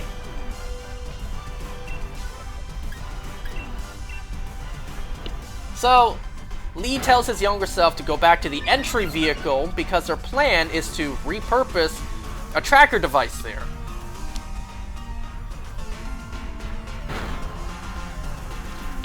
Alright, so, Kentaro, he actually made it all the way to Thailand. Once again, everyone can just teleport in this show. And he meets with Isabel, who is training martial arts at the moment. Alright. And they briefly discuss Kentaro's father.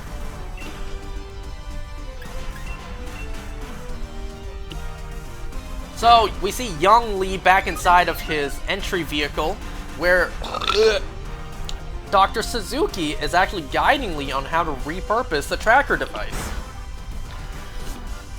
You know, I love the detail that young Lee is even able to point out, hey Suzuki, your voice sounds a little different. You alright, bud?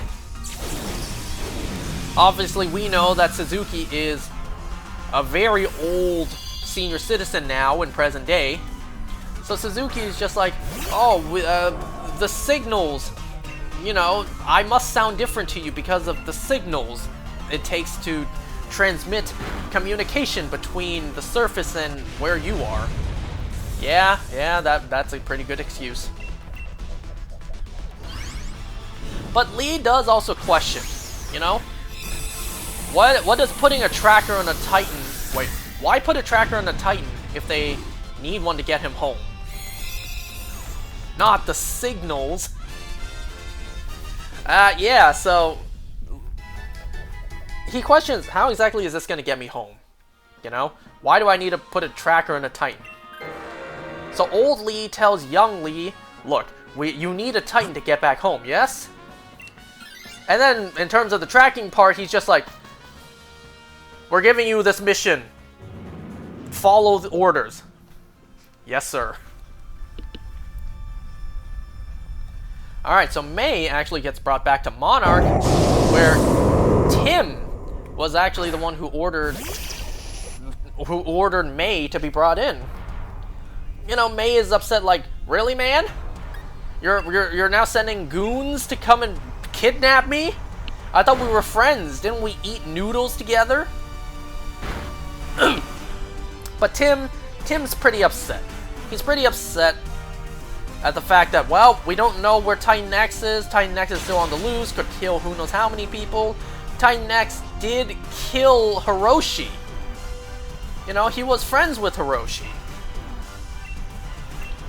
But Tim, he does actually somehow have a piece of Titan X with May's device still in it. We even get another name drop for Walter Simmons here. I wonder if we'll actually see him show up. So what Tim wants, and why he brought May in, is so that she can help figure out what her device actually did to Titan X.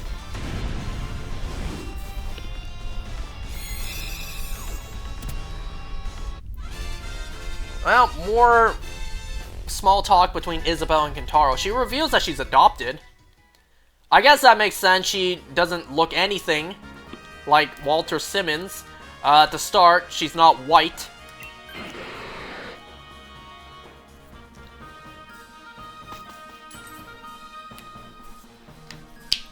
So yeah, Isabel tries to convince Kentaro to help her instead.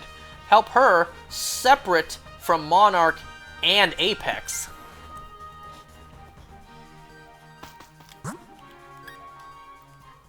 Well, I'm glad these characters have minimal screen time, because the most intriguing screen time to, well, take up the screen is the Lees, the Shaws. So we see young Lee, he's starting to question all the info he's given. And, you know, he's even questioning who exactly is speaking to him. Because he's just like, you're with Project Hourglass, well, you haven't given me your name yet. You're saying you can't get me Bill Randa to talk to, and I know everyone part of the project, so who are you? Older Lee, not wanting to scare his younger self, you know, comes up with a pretty good excuse. He's just like, you may call me Colonel. I got to the project late.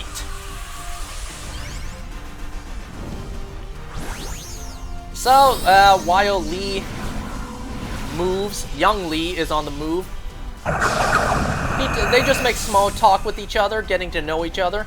Older Lee, he talks about, you know, how he was never married, never got the chance, but he does have a couple of new kids in his life who just lost their dad. And young Lee says, yeah, I have something similar too. You know, I have a little boy on the surface. I was good friends with his mom. And I made him a promise I will make it back. Don't make me a liar, Colonel. Not on your life, son.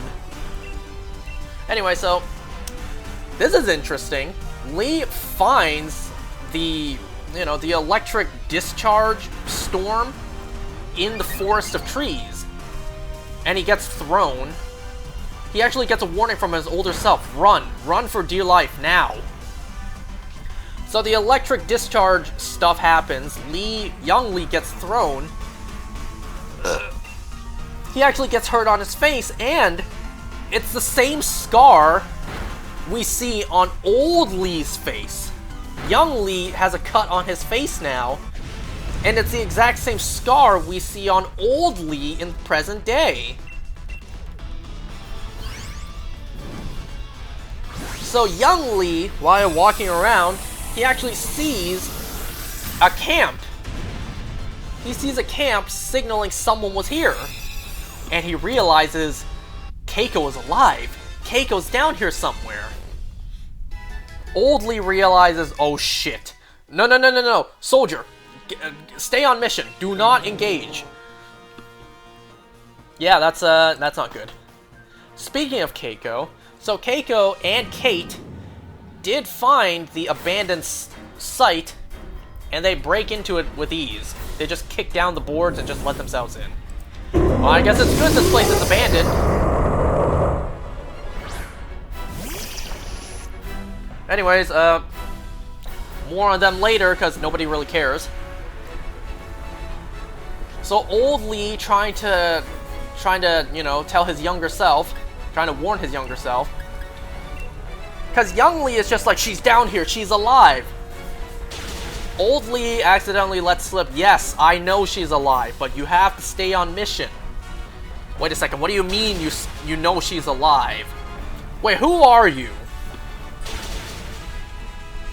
You know, old Lee, the way he talks, the way he says things, young Lee constantly points out, oh, you sound just like me. Say that again? You sound just like me.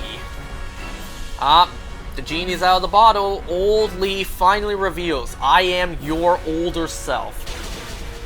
And you kind of can't blame young Lee for reacting this way. He kind of reacts like he's losing his mind. Like this is all in his head. You got to keep in mind that he's been down here for over 2 weeks, alone in a dangerous environment. All of his crewmates are dead, and he even started hallucinating seeing himself dead. So it makes sense that he believes this is just in his mind. But the way that old Lee is able to convince his younger self that this is real, he says out loud that he loves Keiko. You know? They both know it's true since it's the same person, but he never said it out loud before. Lee tells his younger self, yes, I know, you feel that way, but you never said it out loud. We were careful with how we acted, with how we thought, how we behaved. But then, you know, young Lee realizes, wait a second, what else did I miss? Did I miss anything?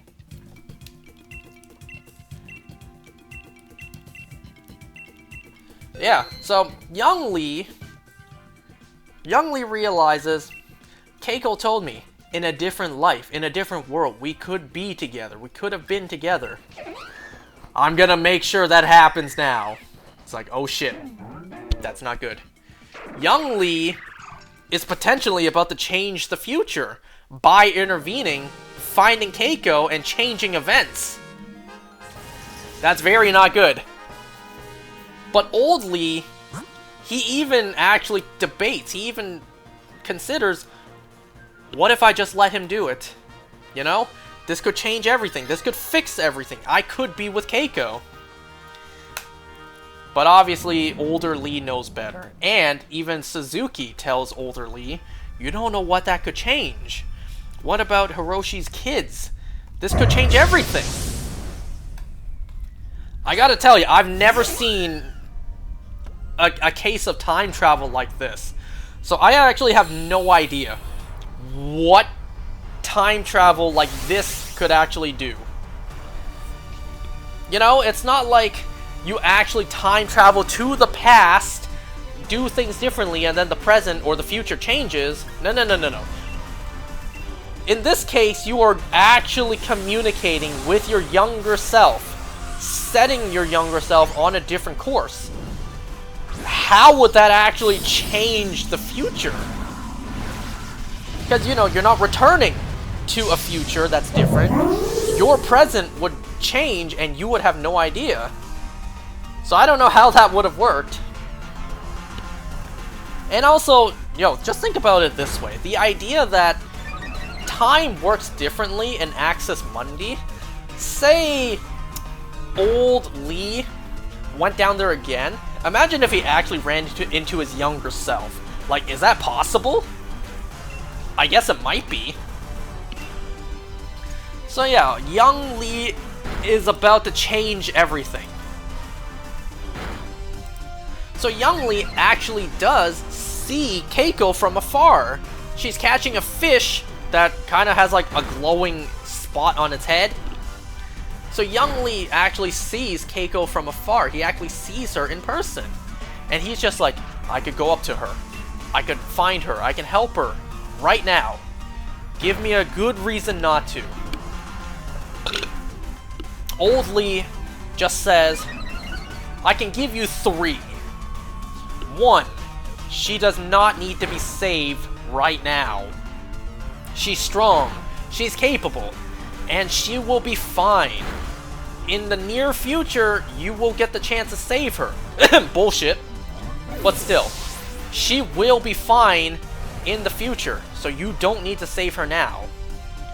2, you know those kids I told you about? Those kids that came into my life? Those were Hiroshi's kids.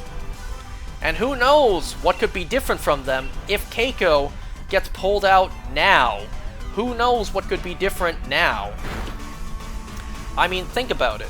If Keiko went back into her son's life, then Hiroshi probably would not have had 2 families. Kentaro probably would not exist, since Kate was born first.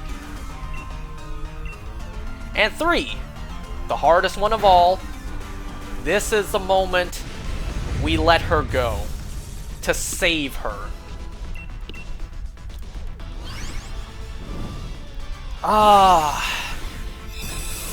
I doubt Keiko will ever realize, you know, what Lee Shaw, both Lee Shaws, has sacrificed for her.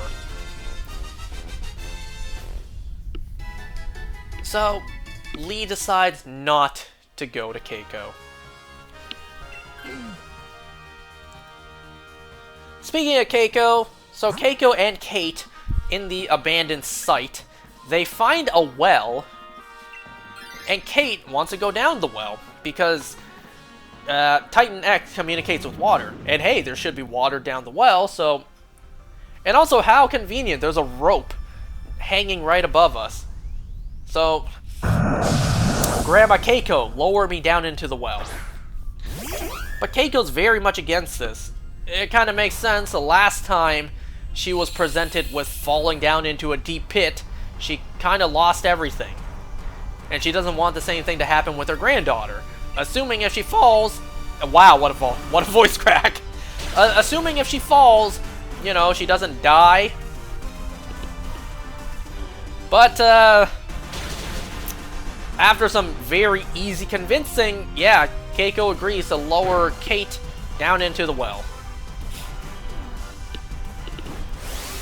So back to Tim and May.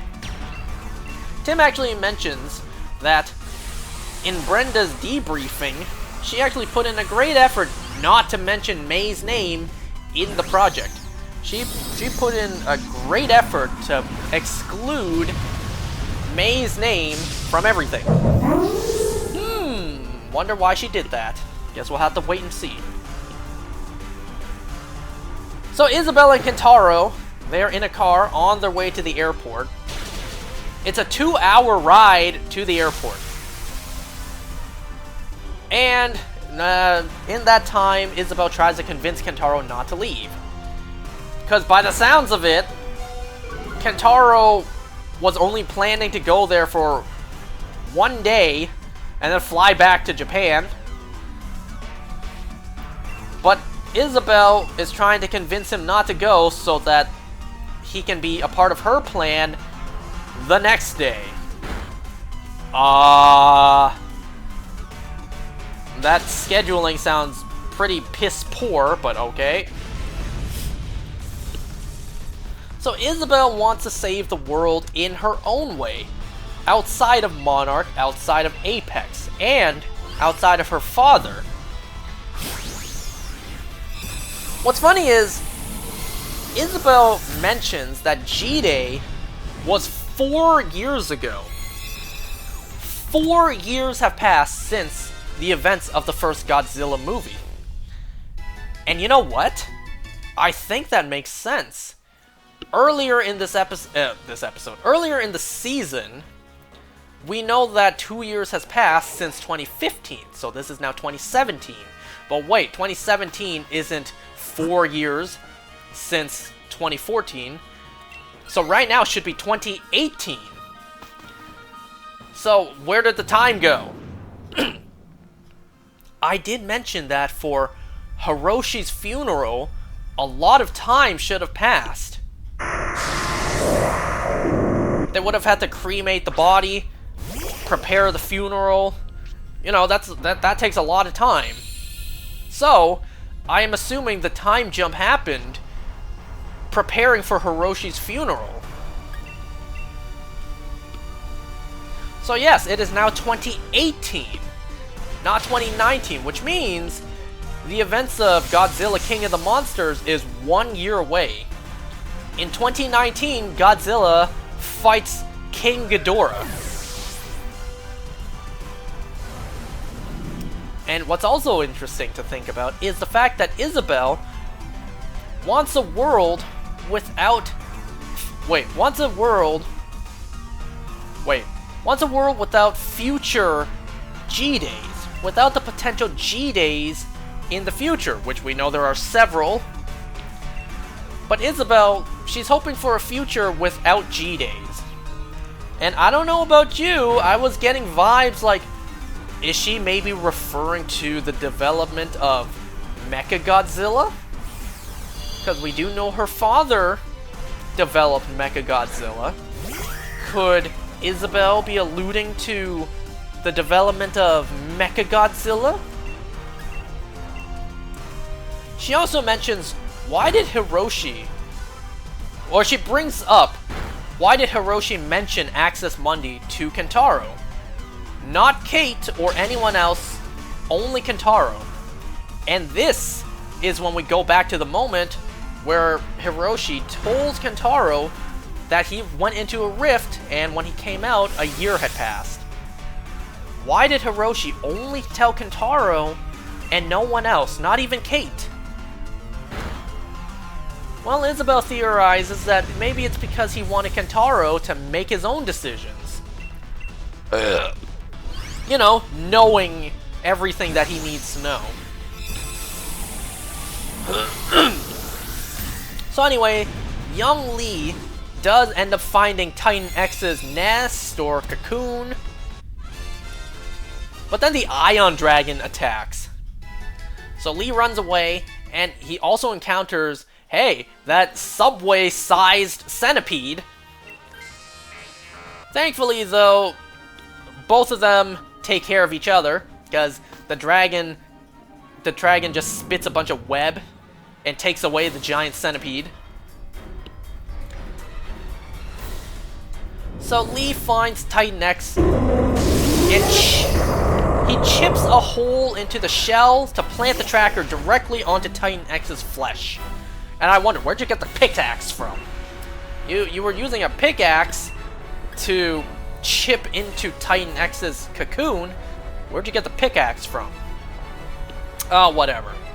So yes, young Lee does successfully plant the tracker on to Titan X in the past. So in present day, Dr. Suzuki was able to pick up a signal.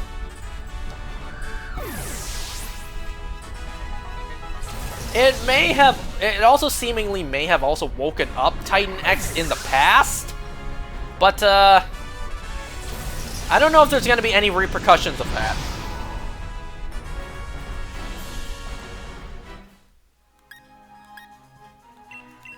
I'm gonna do another run.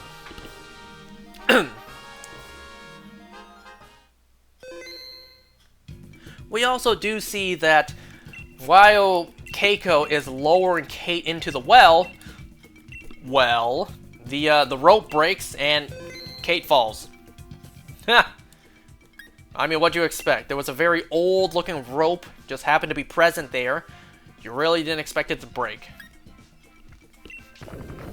Anyway, so after young Lee successfully planted the tracker onto Titan X in the past, old Lee pretty much tells his younger self where to go to get out of Axis Mundi, and they say goodbye, reassuring his younger self that everything will be okay.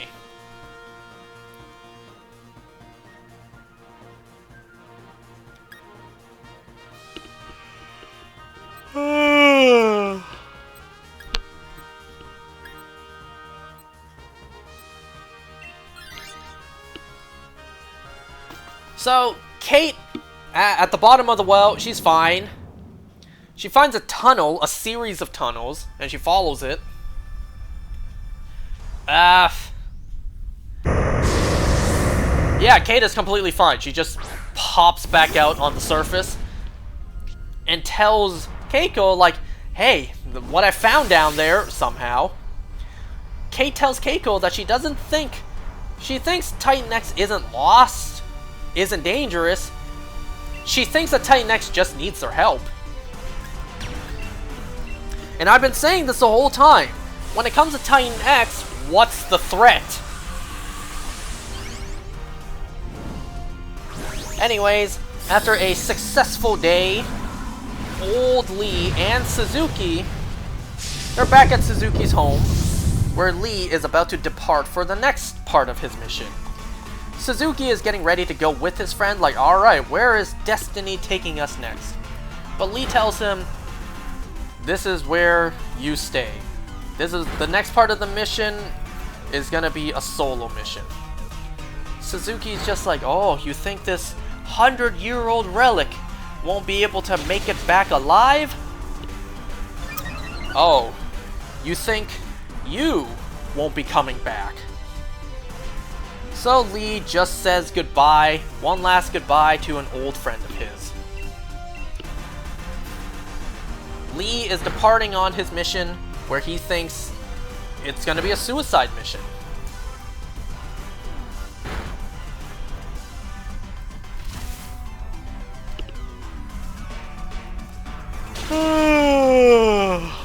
So, Monarch Outpost 18 actually picks up the signal from the 1962 tracker, and it's heading to Australia.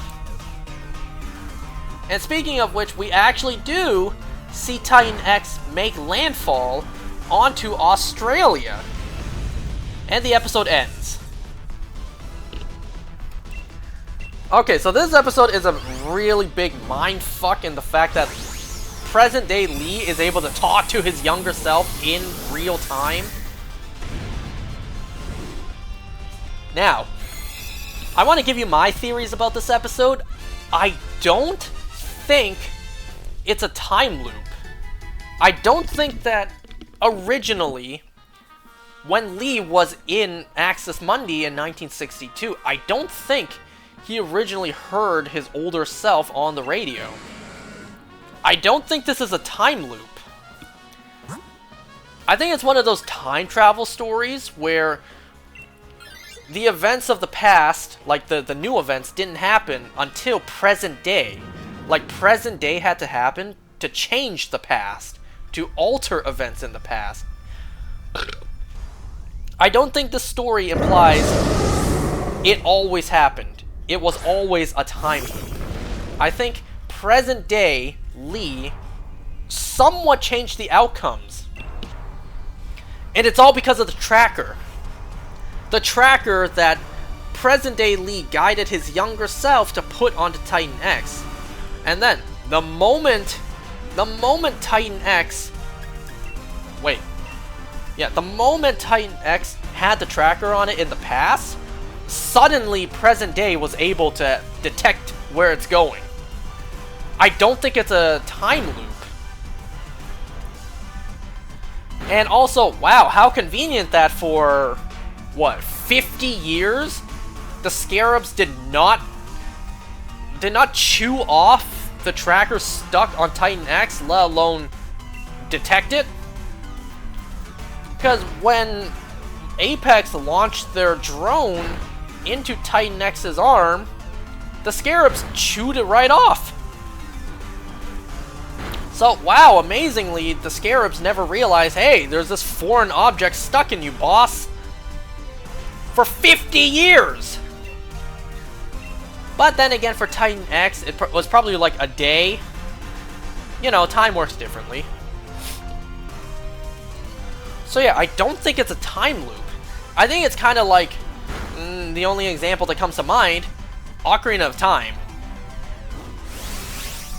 You know how,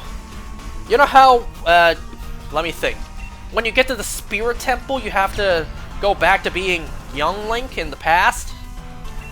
You have to unlock the path as young Link for the path to be open now in the future. That wasn't always the case, so it wasn't always a time loop. You actually, in present day, in the future, time had to catch up before you go back and change things. That way, the present or the future will actually have those changes applied.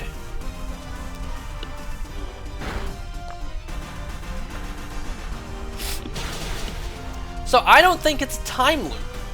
But then that brings into question, you know? Hold on, so... Okay, let me put it this way. Let me further elaborate. So, because it's not a time loop, that means that the original timeline, Lee did encounter the electric storm by chance without talking to anyone and still got the same scar. It just so happens that now he was talking to his older self and still wandered to the same place. The same events played out. Because you have to think, if this was a time loop, you would think that the Lee we've been following would mention this at some point, or even allude that this happened in the past.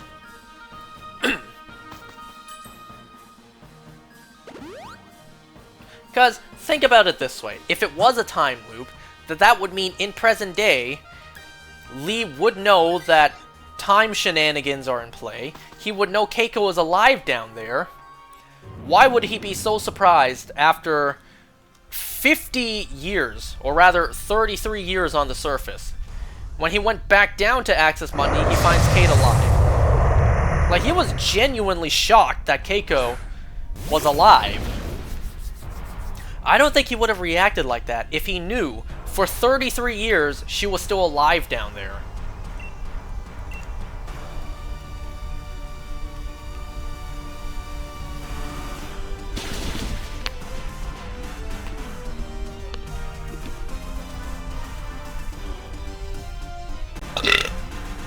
And also, think about it this way. If it was a time loop, then that meant young Lee knew this entire time there was a goddamn tracker on Titan X.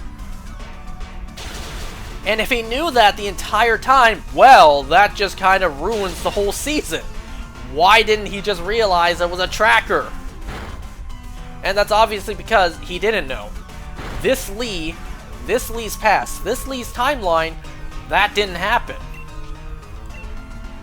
But then again, wouldn't that still alter the present? Wouldn't that still change the present? You know, they talk about not wanting young Lee to go and present himself to Keiko, thus changing the timeline of events. Because who knows how it could affect Hiroshi's kids. Well, wouldn't this also cause a timeline that is altered and slightly different? Because now, in this altered timeline, yeah, that Lee would know that, hey, that Titan that emerged, I planted a tracker on it like 50 years ago. Why am I putting so much effort into trying to find it? I already know there's a tracker in it because I put it there. You know what? I'm gonna take this. Damn, maybe Skarmory would have swapped out for it. Anyway, so I had to really quickly speed run through all these shows.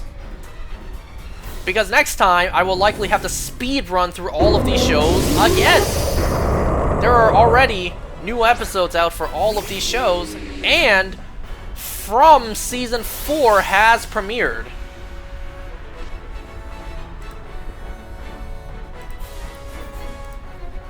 So I am very behind on in terms of all these shows I need to talk about. I have new episodes for all of these shows to go over. They're still from Season 4. I still have Project Hail Mary to talk about at some point.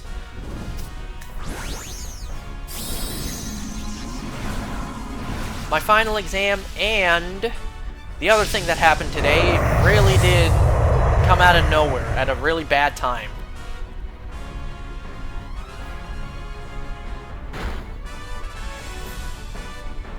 So there we go. I really quickly ran through all 4 TV shows today. So next time, I will probably do the same. All 4 shows once again.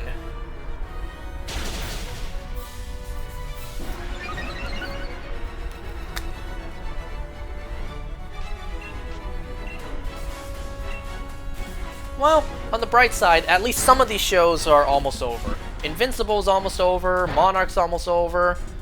We're not sure if we're gonna get a Season 3 just yet. If they end off on a cliffhanger, then probably.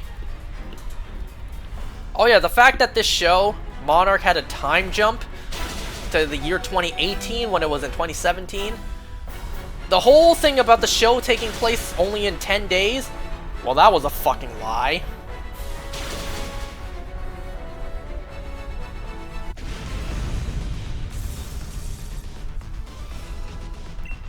Alright, last encounter for tonight.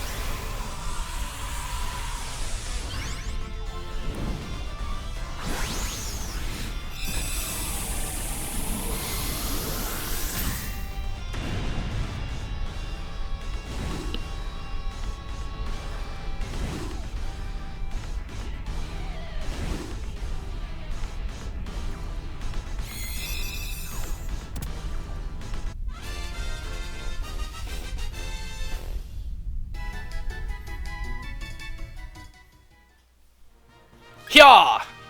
Damn it. 1 in 100 shiny odds, my ass.